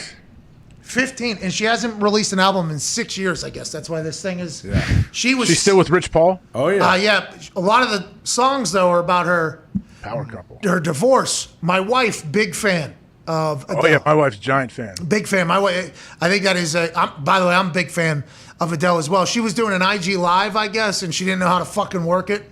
She was promoting it. Oh, yeah. And somebody asked a question, was like, what's this album about? And I guess she goes, divorce, baby. And then she just does that whole thing. And then she did an interview with Oprah talking about, like, her ex, because they have a kid together, Like, does she ever talk to him about his thoughts about the song? And she's like, we've never talked about it. No. But I assume he knows that that's the type of artist I am. She is so good. I think she had like a coffee or a tea she went to. She did a little stand-up in there, too. Really? It was a great performance. Leo was there. Rogan was there. Rich Paul was there. It seemed to be Oprah, obviously, there. Was it live? I think they pre-recorded it. I heard about it later. Like I need to go back and find it. It was on one of the TV. It was beautiful. She's very good at singing. Very much still got it. And I'm not sure the top of a mountain is the most conducive sound. You know, I'm not sure that's like the best sound there. But I guess they got an observatory up there. Is that for space? What the fuck is that? It is? Normally. She had a Saturn tattoo on her arm. Oh. Yeah. Very cool. That's where they got the telescopes at. Yeah, good scenic views of LA from up there. Incredible. The drone shots were. Yeah, like right beneath the Hollywood sign, pretty much. Oh, they had. They might have filmed it with an iPhone. Obviously, they had a shot of Adele singing, and then the Hollywood sign in the back, and they did the tap of who's focused and who's not. Yeah, it was pretty good. That'd be pretty sweet. Hey, do you want to do a concert on top of the world in LA? We'll get you all of the biggest stars on earth around, and then we'll just air it live on CBS primetime or whatever to kind of promote your new album and everything, and you interview with Oprah. I guess I could do that, yeah. Sounds wonderful. Anyways, let's get back to Metheny, another Brit who's not Adele. The Dallas Cowboys easily have the best offense in the NFL. Jerry Jones joins those meetings. We smash them watermelons. We also use the monkey butt. We're learning now. That's right. And no one can stop us. I think you might be right here, Dick Metheny. Your thoughts, AJ, on the Cowboys maybe being the best offense in the NFL after losing to the Broncos 1 week ago? I mean, I don't think this is a crazy overreaction by Dick Metheny, however you want to say it. I don't know. With CeeDee Lamb, man, I love everything about CeeDee Lamb too. And I think Dak exudes confidence and makes you feel like, okay, yeah, these guys are going to get it done. He's a guy. Yeah. Dak is a guy. Everybody knows he's a guy. It's been awesome to watch him through his injury and, outplaying his contract, getting paid, coming back. That team stinks. No, they don't. The hype machine is always there. They never win. Here we go. Maybe this is the year Big Mike and Dak, who we saw their relationship start to button on Hard Knocks, come together and do that thing. Big thanks to everybody that participated. Yeah. Hashtag PMS Overreaction Monday. We can't thank you enough. We'll do it again next Monday. We have to get to a break here. On the other side, we'll take some phone calls and wrap up this beautiful Overreaction Monday. AJ, you have some news to break on the other side? Oh, I just might. Better stay tuned. Ooh. Oh, that's a tease. Oh. Hey, that's a tease. We'll see you in 4.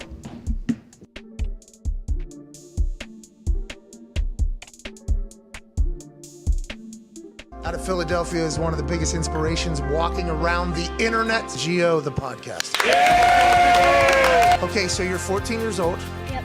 You're from Philadelphia. Yep. Big-time Eagles fan, podcaster. You were Carson Wentz's #1 fan. Yeah. Yesterday, the AO1 invited me, and Carson invited me to the game, and I got to go on the sideline and meet Carson again, and he gave me a football. Let's go! Yeah! You're obviously full of energy, full of optimism, full of upbeat, good vibes. Yeah. What do you go through on a day-to-day? I've had 20 surgeries in my life, so it hasn't been easy. I have a condition called SJS, short-Stampel syndrome, and it's basically like muscular dystrophy with dwarfism. My elbows are dislocated. My left hip is dislocated. I had to get my right hip reconstructed. The reason I'm so optimistic is because life is too short to focus on the negativity. Let's go! I'm sorry to hear that you have to be tougher than all of us on the day-to-day, but I am so incredibly thankful that you keep that mindset. How'd you develop a love for football? We've always been a football family, but then when I started having surgeries, I started watching football, and then I just kind of fell in love. What does the rest of the season look like for the Indianapolis Colts, you think? Carson's going to keep himself safe out there? Carson's going to have his best NFL season here in Indy. Why is that? He loves it here, and he's having fun. And when Carson Wentz is having fun, he plays his best. Okay, and how about the Philadelphia Eagles? I think they got a little developing to do with him. Are there any players that you'd like to get on your podcast? Brian Dawkins. Oh. Is he your favorite Eagle of all time? Him, Carson, and Zach Ertz are my top 3. Oh, Zach Ertz. Damn, I'm so sorry. Yeah. Why is everybody getting traded out that you like? What's the deal? I don't know. You're really, really good at this. What's the name of the podcast? Philly Sports with Giovanni. One last message to somebody out there who maybe doesn't view life the right way, you think? I'd just say find your happiness and find the thing that inspires you, like I found football, and just try to look on the optimistic side. Hey, you absolutely crush it every single day. You crushed it in here. We appreciate you. We hope you loved Indianapolis, Indiana. Come back whenever you want. Ladies and gentlemen, Gio the podcaster.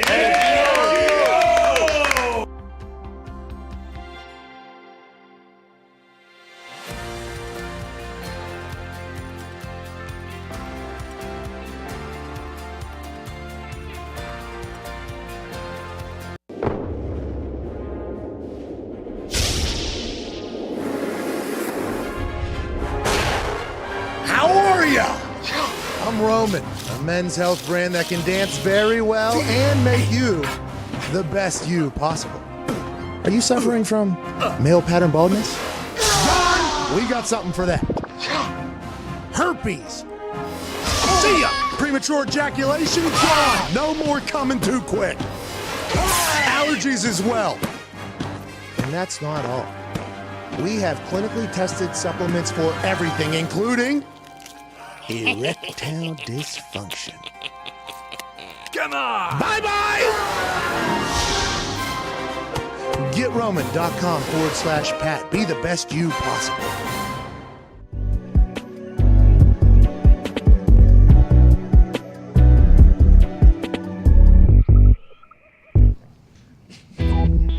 Welcome back to the Pat McAfee Show. This holiday season, I'm giving thanks to our friends at Manscaped. Yeah. Gift yourself Manscaped or the man in your life who needs it. Join the 4 million men worldwide who trust Manscaped with 20% off and free shipping by going to manscaped.com/Pat. Look at this. Whoa. Shit. Whoa. Whoa. Wow. Whoa. Holy shit.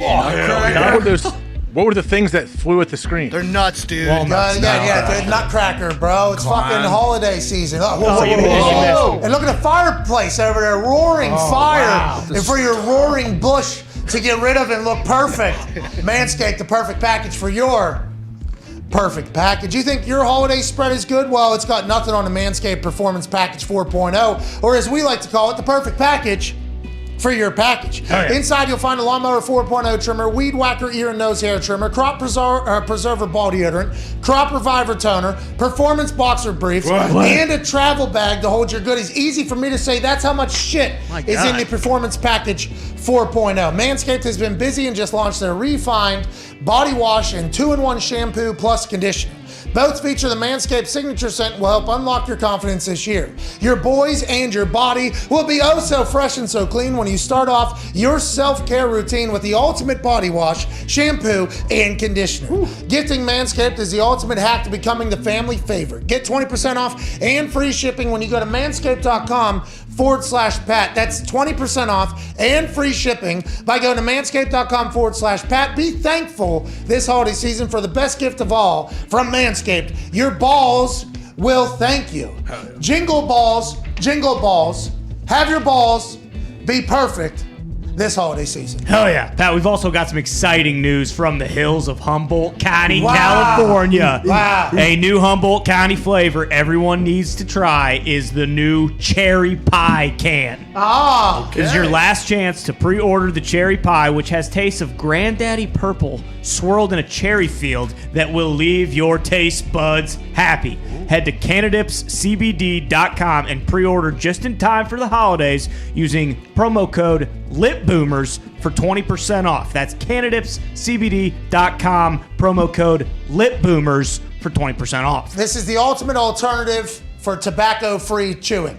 Bingo. It's got none of the bad stuff tobacco has, all the good stuff, and it's got a little bit of CBD. Feels like a real chaw. It's fantastic. It's a good spinner. Yeah. All right, let's get to the 5 Energy phone line. Let's go to Jimmy the Rat in Pittsburgh. Jimmy the Rat, are you the one that brought COVID into the Steelers organization? No, brother. No, Patrick. But you see where Fitzpatrick Patrick went down this morning. Oh, no. What? All right. Thank you, Jimmy. Jimmy the Rat. Jimmy the Rat. Jimmy. That guy used to change my oil. Jimmy the Rat? Yeah, he's the best. Jimmy the Rat was very good. He don't like it fits his Dahn. Minka Fitzpatrick Dahn. No idea. Yeah, okay. First, Ben, now Minka. Jimmy the Rat needs to call into the show and talk about it. Let's go to Eric in New York on the 5-hour energy phone line. What's going on, Eric? How you doing? Keep it moving. Hey, Mr. McAfee, I want to tell you firstly that we got great respect for you. Kicking those perfect football bombs, sacrificing yourself for onside kicks, tackling people straight off the field, and doing it all with playing more games with a hangover than anyone else in the NFL. Right? All right. Whoa. Not true. Never drank the night before the game, but after the game. Well, you know what I mean, Eric? I appreciate you, man. That's very nice of you. Congrats on sports books coming into New York, by the way. Yeah. FanDuel, one of them. Can't wait to be able to play alongside the millions and millions of people in the state of New York. That's huge. Yeah, big. New York said, no big deal. You pay 51%. Okay? We're going to make $1 bazillion off of this thing. Marijuana, too, allegedly getting legislation presented this week or next week. I don't know if it'll go through for federal legislation, but it feels like the way it's being worded and the way it's being pitched with the massive amounts of debt that a lot of states are potentially in with this new couple $1 trillion bill. Maybe marijuana, maybe the ganja, maybe the vitamins become legal, and all of a sudden we're living in a much better world. Big step. It's a huge step. Dude. Yeah. Just like sportsbooks getting into New York, by the way, because once New York goes, that's potentially a linchpin for a lot of other states with a lot of people because they'll see how much money is being made, AJ. Yeah. Is that due to Diggs' connections with the Cuomos? Is that why New York is opened up now? I'm not 100% sure if the Italians are in or not in on the sportsbooks being okay to New York, but it is by far the highest tax rate, so you got to think there's some sort of gabagool going around down there. Last call here on the 5-Hour Energy phone line. Go to 5hourenergy.com. Use promo code McAfee to receive 10% off your order. There are 15 original flavors that are absolutely delicious and ready to get you into the greatest state of mind for the next 5 hours at least. Let's go to Michael in Detroit. What's going on, Michael? How you doing? Keep it moving. I want to first shout out the Lions for not losing 2 weeks in a row. Nice. We're technically 1-8 now. Check that. And then I would like to welcome Tone Diggs to the bottom of the barrel. Your season is now over.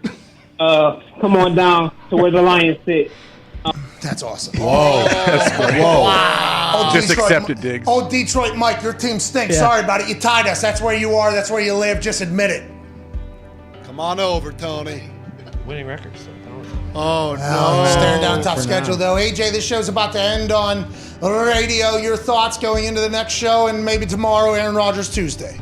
Yeah, Mad Dog Mondays are big. I know he wants to react to everything that happened Tuesday, tomorrow. Aaron, should be a great show. Can't wait to see you, Mignana. We'll see you in 21 hours.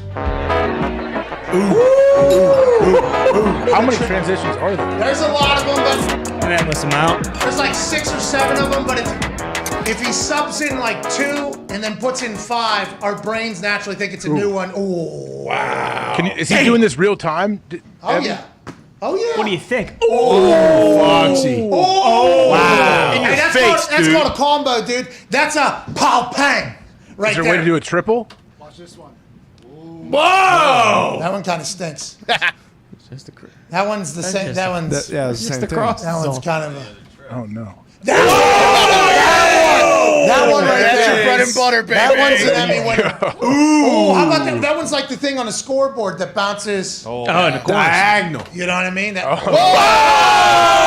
did you go? Hit the corner. That's unbelievable. Oh!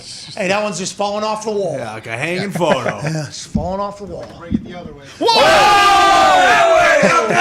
Counterclockwise. Shit. Attaboy, Fox. Oh! A lot of action there. A little bit of a twirl. There's more than 6, I feel like.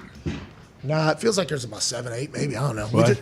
We knew they were there. I think, Foxy, right? We knew they were there. Just didn't know how electrifying they could be. Yep. And that's how you continue to evolve the show. You know? Big media frowns upon these. Really? Oh, yeah. Well, big media frowns upon D's too. Suck it. You know what I mean? Hey, big media, D called. Let's go to Denver. Tristan, what's going on? You guys stink, dude. Are you a Broncos fan or what? No, Pat, big Chiefs fan. How's it going, though? Keep it going. So I was going to come on here and talk about the Chiefs and how MV Pat is back. Andy Reid got us going, but all this Patriots talk has me mad.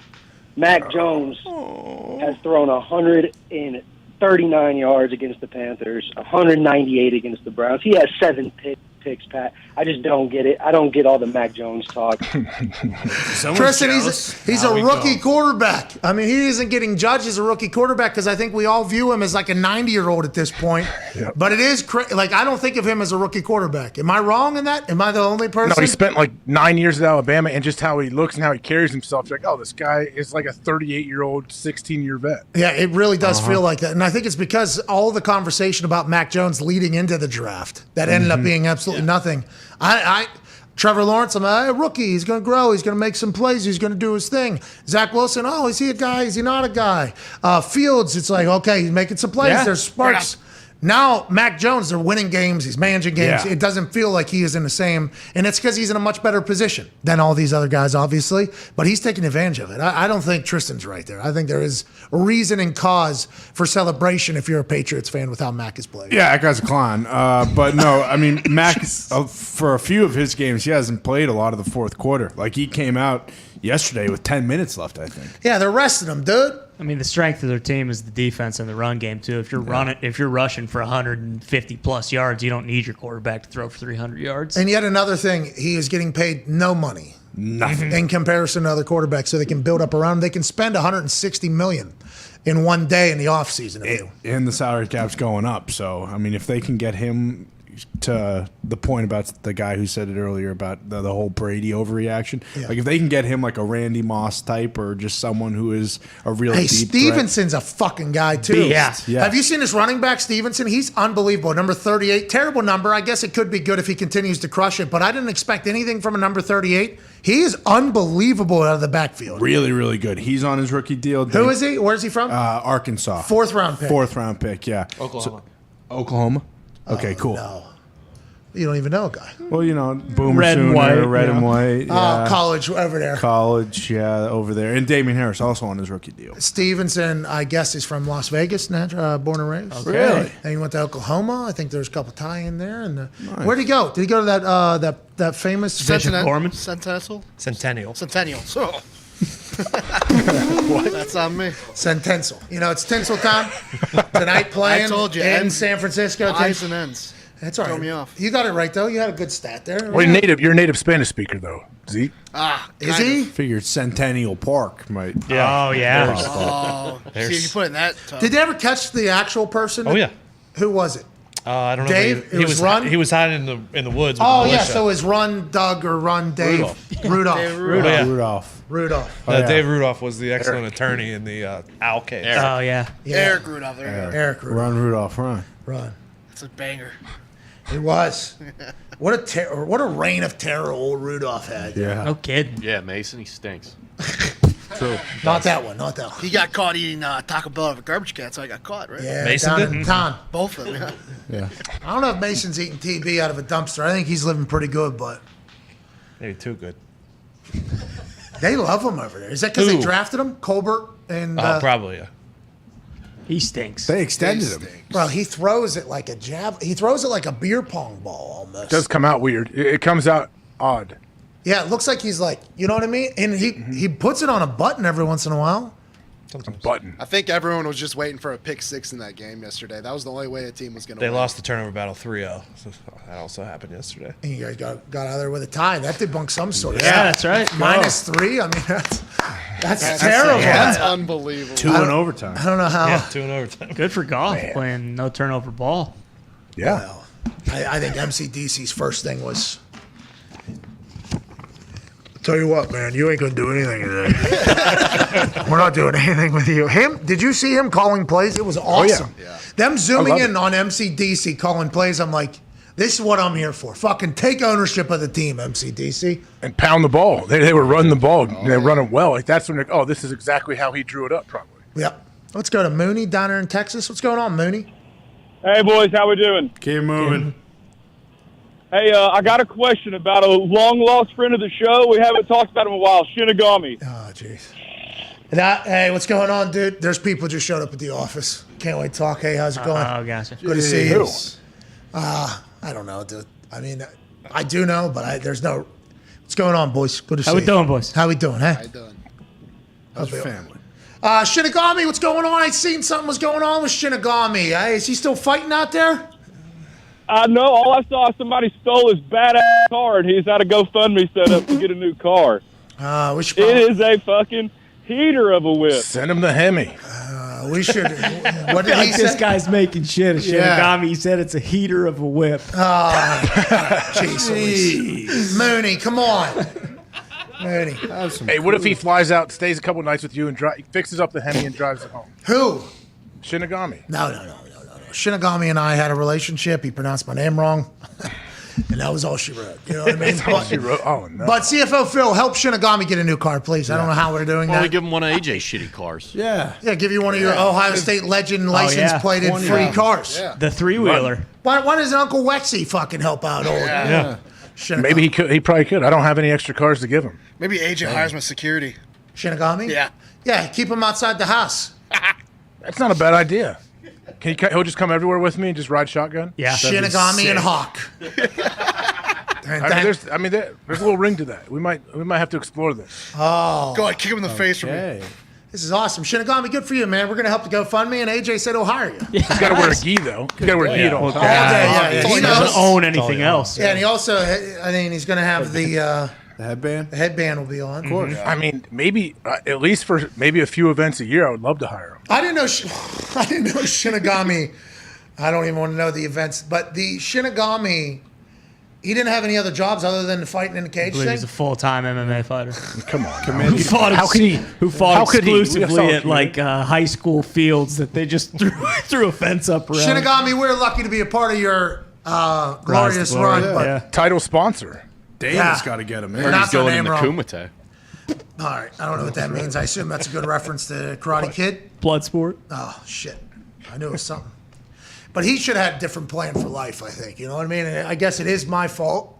You know? What? Yeah, that's what they told Steve Jobs, too. Why is it your fault? Should have sat down with Shinigami and said, hey, this is how you pronounce our name. First of all, we're giving you more money probably than anybody ever has. We appreciate you. Just please get the name right. That's all we're asking. And then he calls me McAfee, big smack in the mouth. Watch the fight, though. Still support him. I just assumed he had some other job going on. Did somebody steal his car or did he lose his car? Thought someone stole it. Somebody stole Shinigami's car? Are you fucking kidding me? I think he lost it like as a pink slip in a fight. In the article here, it says it was stolen by a shop guy. A what? A what? What article? Who stole it? A what? An article? Who was covering this? This was actually on America's Most Wanted, the last. Was he top 10? Yeah, it was like number 6. Listen, could you imagine thinking you were going to fucking walk into Shinigami's fucking house and just take his shit confidently? I love the blind confidence. Imagine if Shinigami gets that Shinigami shin up to the mouth of old buddy who was trying to steal his car. Are you kidding me? It's like Shinigami might have been snoozing on the job, though. Well, it seemed like he was doing a little bit more of that than he should. It's not just the car. His MMA bag was in it. Oh, no gi? He's got no gi? He's gi-less. We will support Shinigami in this particular fashion, but this is the last time. Okay? Yeah. That is terrible. You pronounced my name wrong immediately upon saying my name in a fight. I was a big fan. Oh, his camera Hey, what tripod size? was I'll send in him it, a too. gi. You got extra geese over there? You probably do. I remember seeing you do that fucking commercial. Oh, yeah. You got all these geese with your hair flying around. Sorry, what was that? An Olympic gold medalist that said, "This guy's good. He's got some potential." Yeah, well, that person was lying. Smart gal. Smart gal. Oh, yeah. What was her name? Anna Zolotich. She's 18 years old, about to win that thing for the next fucking 20 years. Yeah. We got her. We got her. We have her. Friend of the show. She was awesome on the show, too. Crushed. She complimented you, I think, because she was scared to shit on you, but you look like a stooge. This is what Shinigami needs to do outside of his car next time. Yeah. Especially when you got precious cargo in there. Shin, the fucking geese in there, dude. Come on. Get those shins flying. Why wasn't I he thought for sure wearing he'd the have gi? to. I Do you didn't know. think Shinigami has the alarm on it? The super loud alarm? Well, not only that, I mean, Ty brings up a great point. I had no idea that he didn't wear the gi all the time. Yeah, I assumed he just always wore the gi. He has like a 10-year-old daughter. I guess we'll have to wait and see what happens to Shinigami. He lost his car, lost his keys and his key, but the man will bounce back easily because he's got a shin that gives him wins, and he might eat some shit, but he'll get back to it. Hell yeah. See the photo, please, Zito? No. Somebody did Shinigami a favor. Is it, Someone took it? is this one we're buying or this one was stolen? This one was the one that was stolen, I believe. No, that's a demolition derby car. Look at the tinted windows in the back. If I'm not mistaken, I believe this is the one he's trying to buy. Fuck it, we can buy that car for Shinigami. They'll give him that car. It's a, No, he's that's got a the pick it special- up and special get it. rims in there. I heard his autograph is emblazoned Yeah. in his rims. That's a collectible. This is a dump. This car. No. Is this what he's putting a GoFundMe together with? Hey, I need $16. It's two-tone. Look at the two-tone from the front door to the back. It does got a little sick. chameleon paint. It does got a little chameleon paint there. I guess it does change depending upon how the sun is.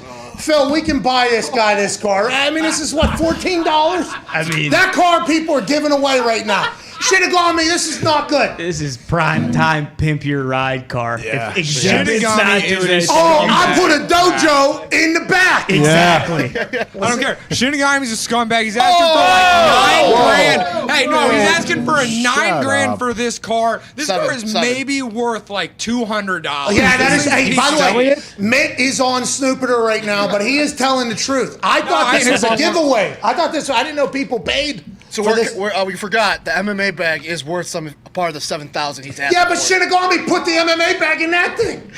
That does. Neither If that of those runs, though, windows if that work. runs, 7,000 makes sense. Bro, the only way you can get in that is through the trunk. Both those doors are broke and the windows. Yeah, but you don't know what Shinigami's got under the hood. I mean, he might have paid, $8,000 for like a top level engine. He's probably got NOS in there. You're right. He's probably got a Hemi in there now that I think about it. At least. I heard he's getting some overnight parts from Japan down at Hector's. Really? What? Fast and Furious reference. DVD players. Oh, fuck. Is Rock doing it or Vin? Hopefully wrong. All right. Vin lets him. Let's get Vinagami a car. Okay? Jesus. Can we put speculate like that he has to have like racing stripes on the car? Yeah, we'd also like to put some Latrell Sprewell spinners on the hub. Get it wrapped. Why don't you get it wrapped? Ooh. Yes. Yeah, and it'll just be his shin. You know what I mean? Like him standing on there. No one will steal it. That's the show. That's Overreaction Monday. I think we're done. I don't know how we can get any better than that. Thanks for calling us, Mooney in Texas, letting us know that Shinigami's in quite a predicament. Hey, for real question, you ever DJ? Huh? Have you ever tried DJing? Pass the aux cord, fam, all the time, everywhere. What are we talking about? Well, no, it's something like watching you play the guitar makes me think about like I know Paris Hilton made a ton of money DJing. You could legit go play huge clubs DJing. Funny you say that. I actually had an entire DVD documentary ready to go. I was going to be light up blockhead guy, DJ light up blockhead guy, and I was going to make a really sweet blockhead that had a bunch of lights on it, and I was going to get one of my friends who's an actual DJ just to put a list together, and then DJ. You just press spacebar. Bingo. And then I do this number here a lot, and then with the blockhead I do this one, and then I leave, and nobody knows.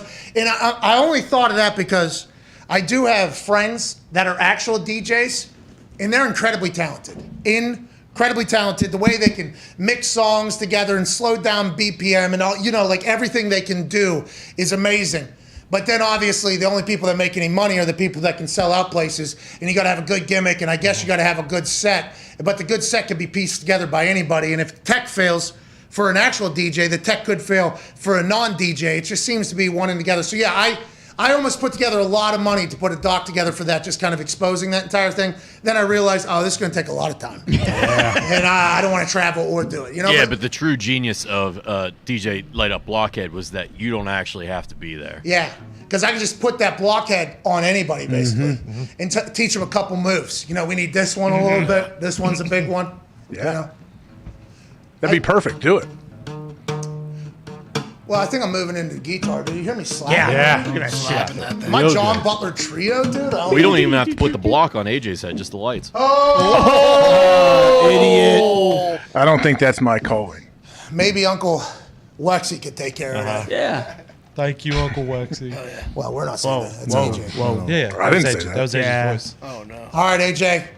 I'm going to get out of here, dude. I appreciate you, man. Say hi to the people out there for me. I will. I'm excited to hear how these go, by the way. Yeah. What is it? Listen, what are you talking about, dude?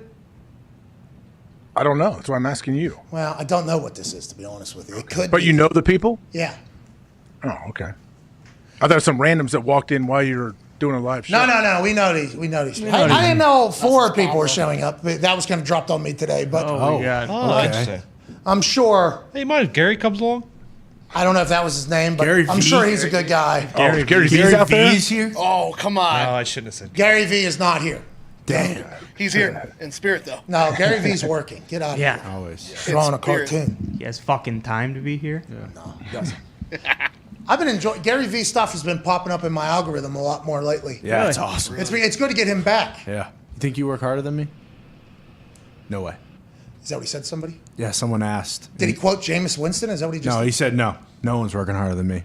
No one works 18 hours a day the way I fucking do. All right, Russell Wilson. It was actually Gary's birthday yesterday. Happy birthday, Happy Gary. birthday, Gary. Happy birthday, Gary. Oh, who cares? Happy birthday. Come on. Go to hell. It's been How nice. dare you. We haven't talked about Ty, Gary what's he V up in a to while. now? What's Gary V? Ty doesn't know because Ty doesn't pay attention. Do you think Ty he's, doesn't- You don't I get it. think he starts I had off his to follow birthday him. by imagining his parents get shot in the face? All right, Every day. That was out of context. Every day. That was out of Come on. context, obviously. Happy birthday to Gary V. Happy birthday, $20 chef, Sean Latham. Oh, yeah. Hey, Happy birthday. big old week. Happy birthday to somebody else had a birthday yesterday. Devontae Smith. T.Y. Hilton. T.Y. Devontae Hilton. Smith. Hey. Happy birthday. Happy you were born, AJ. Yep, I am too. Hey, me too. Pretty cool, huh?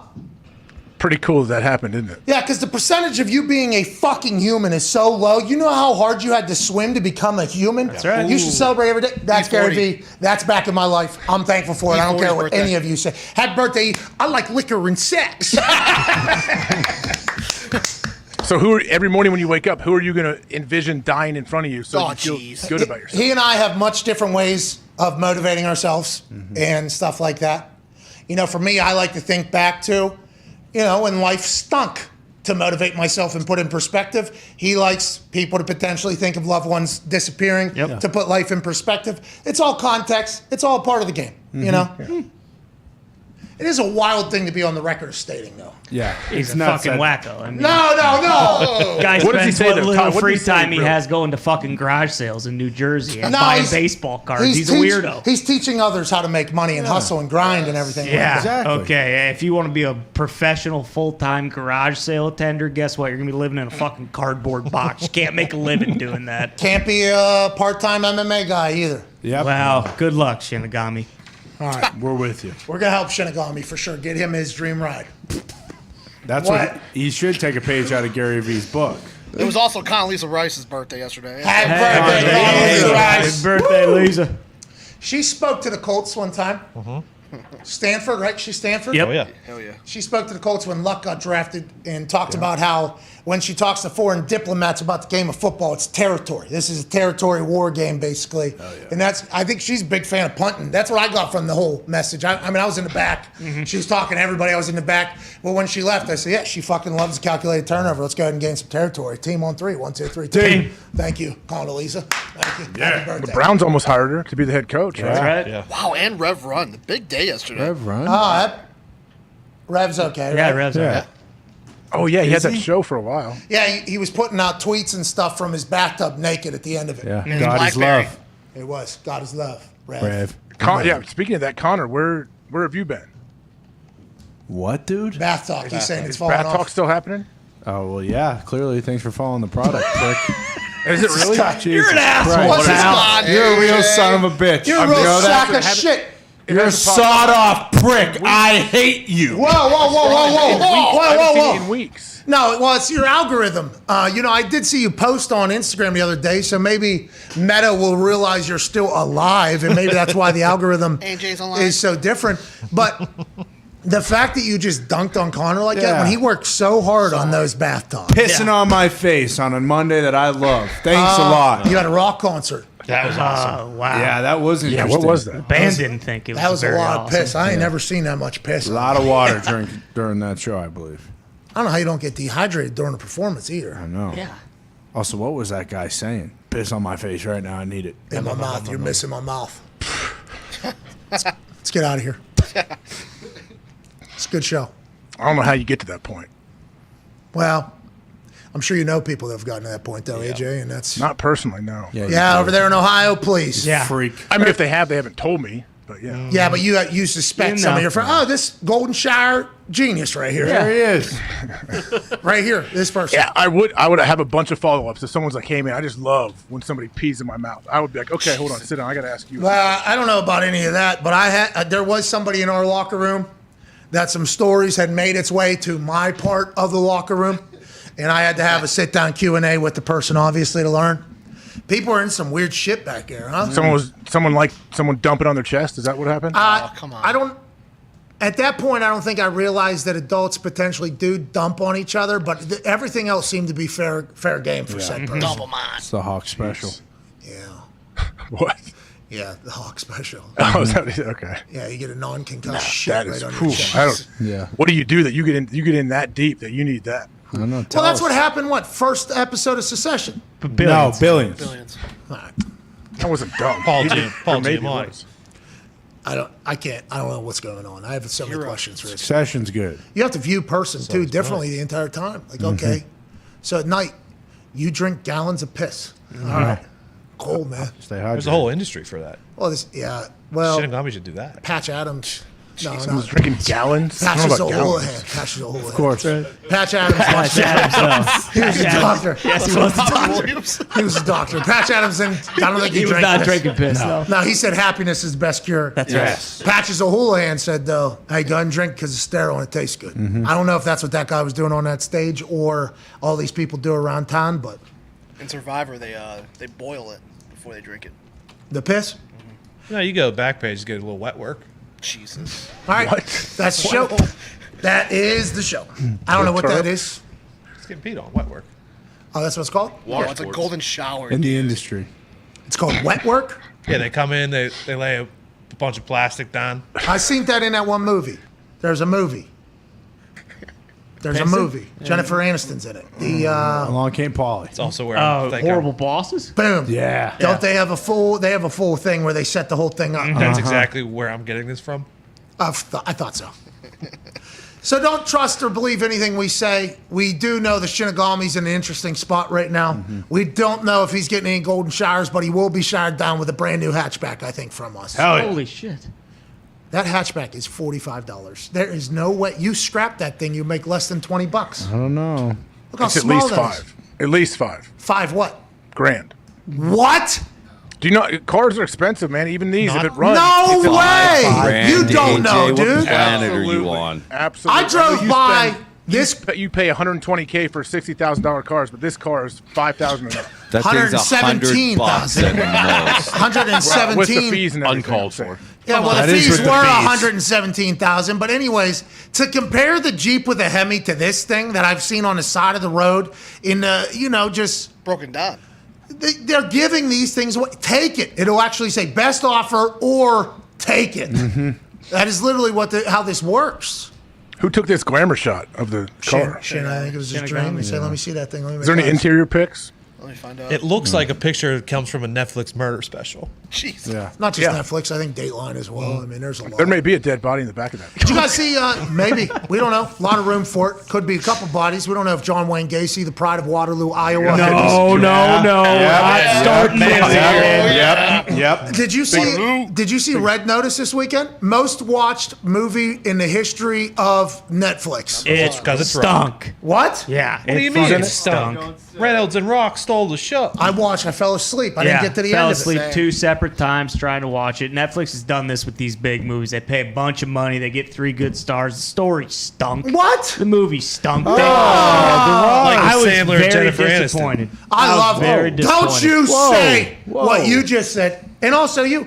I thought it was okay. Look at Gal. She stole the show. I fell asleep right in the middle of this movie. I mean, Me It's too. wasting 2 time times. when you should be doing things for Pablo. That's right. oh, come on. Wake up, Dwayne. It's been a long day without you, my friend. I'm going to go film Red Notice, okay? And it's going to break all the records. Until I see you again. That's what The Rock's busy doing. Remember, that was the first movie shot post-COVID, if you do recall. Yeah, there were a couple good action scenes. Outside of that, it fucking stunk. Oh, That's kind of The Good to Rock's know. MO. I love him. I love the guy. I love the guy. I love the guy. No, you don't. Yes, he I got do. 38 on Rotten Tomatoes. Yeah, not good. It wasn't good. Audience score is all I care about. I don't give a Let's fuck. not forget, there's you and I who watch movies, and Ty who loves like The Emperor's Reader. Oh, 89 Google users. 89%. The audience loves it. That's what The Rock does. He's Siskel and Ebert. We're two dumb dipshits. Bingo. Go back and watch it again, and if you fall asleep again, I think we know where it will. You'll never watch the fucking Yeah, thing but I ever fall again. asleep in the middle of everything. Though. I did twice, 2 times in like the same spot. It's just not very good. Which spot was it? After behind, when she's behind the desk? Yes. Yes. I thought that's the last part I remember. Exactly. It's the movie stinks. That's the last It does. part. Is it better big or worse letdown. than the Fauci doc? Oh, God. What? You'd have to There's ask a doc? Gump. I don't know. That's 2 different buckets of movies. His too. line. The ratings are very low on the Fauci doc. By the audience or by tomatoes? Everybody. I don't know. The critics seem to like it. I'll tell you what, you get Shinigami that new rod, Vin might put him in the F10. Whoa, there we go. in Spot of the Rock? Oh, he could play Hobbs. Imagine those fighting scenes. Shin, we're helping you, pal. Know it. Feel obligated, even though I shouldn't. Mitt hates Mitch him. is booed. That's because Mitt knows money to Shin is money out of Mitt's pocket. That's what Mitt thinks, you know. Yeah, well, I don't think that's the case. Mitt's done some The investigative Broncos are going to reporting. make the playoffs, and I'm going to get a big Yeah, I allowance need my this year. fucking allowance, Dad. Come on, Broncos. Dude, he lived a very interesting life, hasn't he? Oh, I just yeah. learned the other day via a very loud yell from Mitt that he's from fucking Utah. That's what he yeah. Well, Foxy got a hand warmer, you know, for his hands, which was obviously mocked and ridiculed immediately upon it coming into the office. It's underneath his computer. So I saw this. That makes 0 sense to me. I never heard of that. But yeah, so he's heating up his computer and his hands, I guess, because the office gets cold, and those fingers are so valuable, which they are. Hey, Foxy, shout out to your fingers, dude. Nice job, Fox. Anyways, that led to an entire thing about him being soft and no longer having any grit, which led to obviously everybody questioning everybody from Michigan. And then all of a sudden, Foxy goes on I'm from Michigan. I grew up in winters that are colder than you. He points at Boston, points at Pittsburgh. And then all of a sudden, Mitt, who was not in the conversation at all, by the way, pops up from his desk and screams this to Evan Fox in defense of him being around cold winters. I'm from fucking Utah, dude. I was born in Logan. So, I mean, we just learned that the other day about Mitt. We seem to be learning more and more about him every single day. We appreciate you, man. Utah's finest export, dude, right there. Yeah. That's right. Fucking Logan, Mitt. Utah. He's currently trying to dox Shinigami in the, or no, not dox. Dox is giving out their information. He's trying to solve the case in the group chat right now. He's, Is he really? yeah. Oh, yeah. I've been feeling my leg vibrate. That is all from Mitt Deep. What? Yeah, Mitts. Oh, yeah.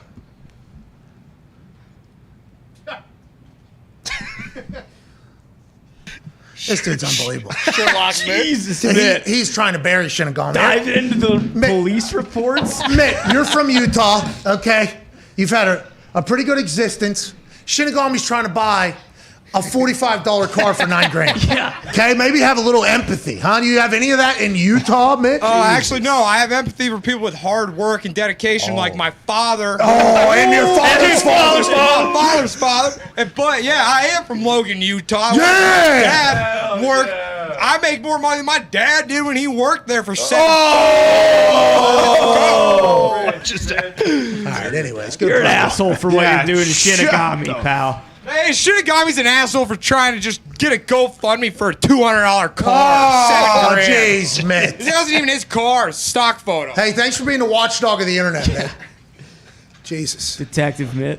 Holding him accountable. That's Mitt. What's the Stern but stock photo? fair. Crap car. Stern but fair. Mitt. Fair and balanced. Logan, Utah. So where was his dad coaching at the time? Utah State. He actually- Jordan Love. Hey, who's that? Who's the Jordan Love? Yeah, he's from there. Who's the offensive lineman legend, Utah State? Donald Brown. Who? Donald Brown, he said? Or Donald Penn. Donald Yeah, Penn. Donald Brown, running Penn. back. Donald Donald Penn. Penn. You know Donald Penn? Yeah.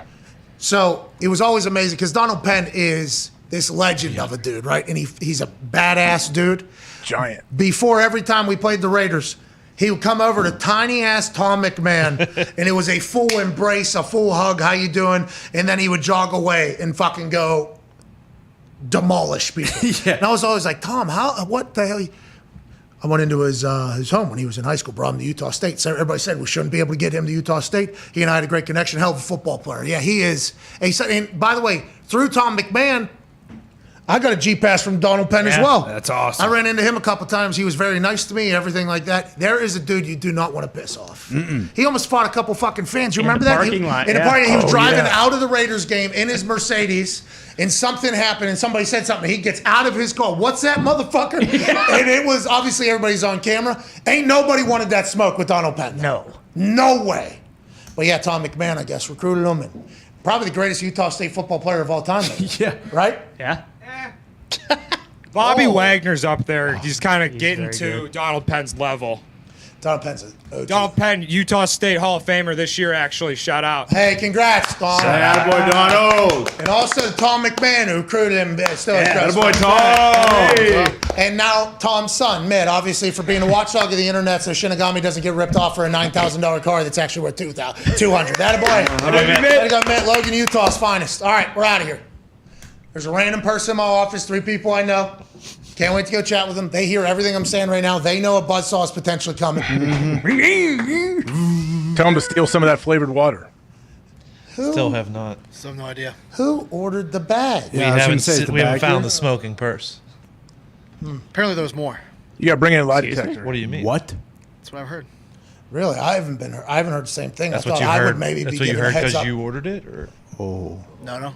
Because I was number one suspect. Oh, so you've been I've been getting trying to fucking clear poked. your name. I've been getting poked all time last weekend.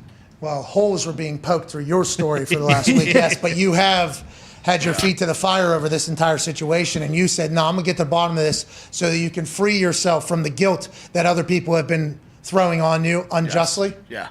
Good for you, Zeke. Thank Had a baby Z. I'll find out. Thanks for getting to the bottom of that, Zeke. I'm Batman. All right, I'm done with the show. You done with it, AJ? Yeah, I'm curious to hear how your meeting goes later.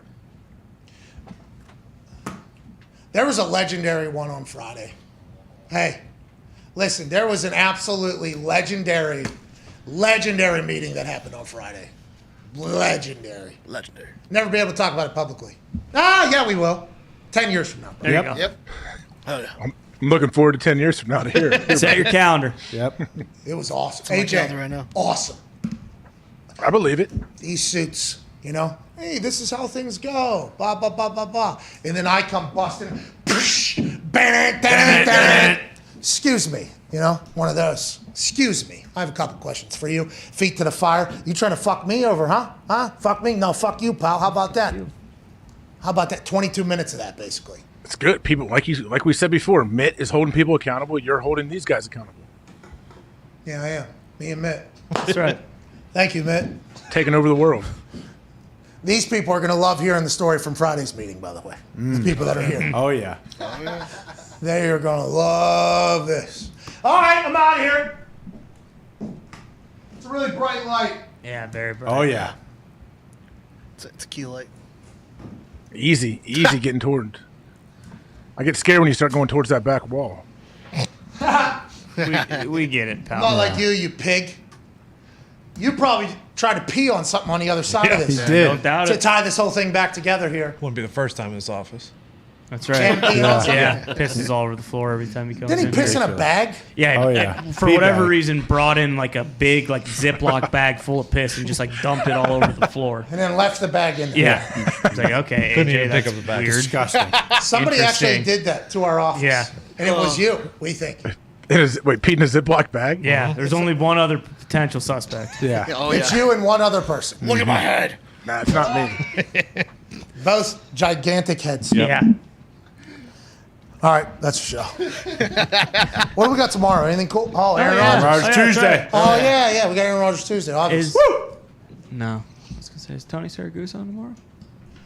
Goose? No, I don't think so. There's another inside the office. Saragusa, the Bookers had on the show, like 2 weeks ago, but it was at a time where we couldn't have him, obviously. Then he rescheduled, and then now he's rescheduling again. And it's like, are we only trying to book Tony Saragusa, or is there potential other people? Love Goose, Pit Panther legend. I love Tony Saragusa. Paisan. Yeah. Love him. He was in The Sopranos. Was he? Not just that, he's game changer whenever it 25th Hour, too, he was in. What's that? Spike Lee. classic. I mean, I bet Ty has seen it. It's good. I love Tony Saragusa. And I was supposed to talk to Paisan like 4 or 5 different times, and it just gets moved. Maybe he will be on this week. I hope so. I doubt it. Oh, we might have Frank Gore tomorrow, allegedly. Oh, okay. That's what I just heard. But you know what that means from the... Oh, yeah. Oh, they obviously Frank Gore booked in the 2 p.m. hour tomorrow. That's Aaron Rodgers. Sure. Yeah, Thanks for watching the product. Sure. These people. Welcome to the jungle. That was not the people. That was not who the meeting was with on Friday, by the way. But they could get one of those at some point. Hopefully, it would be awesome. Remember we had Usain Bolt? Yeah, what was that, 6 months ago? The Four- Q. 4 We had the months Q. ago? Still haven't got Billy Gardell either. Yeah, still haven't got Billy Gardell. You're goddamn right. You think Billy Gardell's saying I don't want to fucking go on? That was the first person we asked for. Billy Gardell. Yeah. Who do you want? You said Billy Gardell. Yeah. From the Hozempa commercial? That's not what Hey, whoa. Fuck you. Are you kidding me? He's currently in a new show called Bob loves Higashiola. No, Abishola. And that was right after Mike and Molly. Sure. Jesus. That's some respect for Swiss Vale legend Yes. Billy Gardell. fucking Pittsburgh icon, Billy Gardell. Can you guys get us Billy Gardell on the show? We'll try. We'll put a request in. We love Billy. Can't We'll believe get we you up. fucking everything tied we when can. Big Snacks Casey Hampton was swinging the flag yesterday. What? Casey Hampton was twirling the towel yesterday. And they tied? Yeah. Can't do it. Big Snacks doesn't deserve that. Hopefully they'll get him back out there with Brett Michaels and Rocky Bleier. And they'll be able to get a win like Brett Michaels was I bet able. you Big Snacks could still play on first, second down. Oh, yeah. He could play first, second down whenever they're telling him he's too heavy. He couldn't play.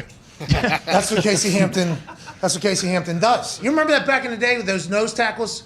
They were Raji. You guys had BJ, I guess. Oh, yeah. Speaking of Syracuse. Gilbert Bryan, too. He weighed like 450. Albert Hainsworth. Eddie Lacy. Casey. Oh, come on. That's so. You know he loves I am Chinese so food. disgusting. You son of a bitch. What? You hear me? Dare you. What? I'm talking about whole See you fillers. tomorrow, Aaron Rodgers Tuesday. Please be a friend, tell a friend, except for Eddie Lacy. The opinions of those who speak into microphones on this show don't necessarily reflect that of their employer or their peer. I'm disgusted. Got me good. What? All right, see you guys. Thank you, AJ. Have a good one. Tell Axel we said hello over there. Will do. Eddie's a great guy. Come on. Come on, guys. Slander. Bro, he was impossible to tackle. Yeah, look at us. Sweet feet. Great feet. Can't see him in the photo. And let's go back to let's tie it all back together. At E. Yinzer, talking about Matt Canada throwing it, down there. Jerome Bettis, the bus, was a staple of Pittsburgh for a long, long time. So all of Pittsburgh expects, like, hey, if you got a bell cow, go ahead and hand the ball to the fucking guy. That's what we've done. Now, Matt Canada. You calling Bossy a cow? No, bell cow. Bell cow. All right. By the way, Bussy, I think, even admitted, at this age, with this weight, with these knees, I don't think I got it anymore, but he's able to win a Super Bowl back in his hometown, Detroit. That's right. Woo! Hell yeah. Jerome Bettis gave us an incredible interview way back when we were starting in the basement. Did he? Mm-hmm. Yeah, he was scheduled to come on the show. It was very nice. Went through his people or whatever, got him on there. And then as we were about to start the interview, his people came on, and they were like, he's got 5 minutes instead of the 15. Is that okay? I'm sure. All right, thanks. And then she just handed it to Jerome Bettis. It was like, Jerome told her to say, hey, I only got 5 minutes here. It wasn't even like a chain of command. It was like, yeah, here we go. Pretty good combo. Yeah, not bad. Pretty good. Oh, yeah. I've given his bar and grill a lot of money over the years down there. That's still open? I don't thought think it it is. shut down. I think it did. I tried my best, really. JB 36 is no longer. Come on. That's a damn shame.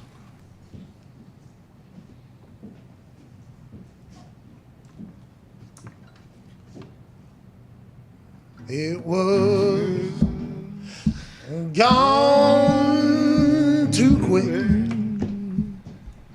If you needed to black out, you went to JB 36. Find a man who wants to get a little urine out of dicks when you go down to JB 36. Rest in peace to the bar that wasn't that far from the stadiums you drink with all the stars. You'd lose your mind and your wallet. You'd get fucked up. And then Jerome Bettis came through and... That's good. Shut it, dude. That's how you do That it. was some of your best work. I think it's a twisted kilt now. Ooh. Tilted? Sweet. Tilted Twisted kilt. That's a good name, actually. Twisted kilt. It's actually a good name, yeah. So Drew McIntyre told me that it is proper under kilts to not wear anything. Yeah. Oh, yeah. So their balls hanging. Yeah, ain't you ever seen Braveheart? That's why it's called Free twisted balling. kilt. Every once in a while, your balls will get twisted up. Nothing hold it there. Yeah. Just kind of willy-nilly. Yeah. Hell yeah. I told him, so you guys sit legs crossed, or what do you do? Yeah, and then he said once you start getting going, then it just gets a little bit, and then the whole thing goes. So he said he does feel bad that he wears the kilt with the wrestling trunks underneath because he said it's not proper or whatever. I was like, damn, you guys really do go ball out over there. I didn't know that. WWE won't let him do it without. I think he pitched it. I don't know. That could be his finishing move, like a straight teabag. That'd be sweet. Call this one Earl Grey on a fucking... Up on the turnbuckle. Scottish psychopath. like he's Yokozuna. He does and then just like, come on, Dahn. Take it. All right, we're out. See you tomorrow. The show stinks. Bye.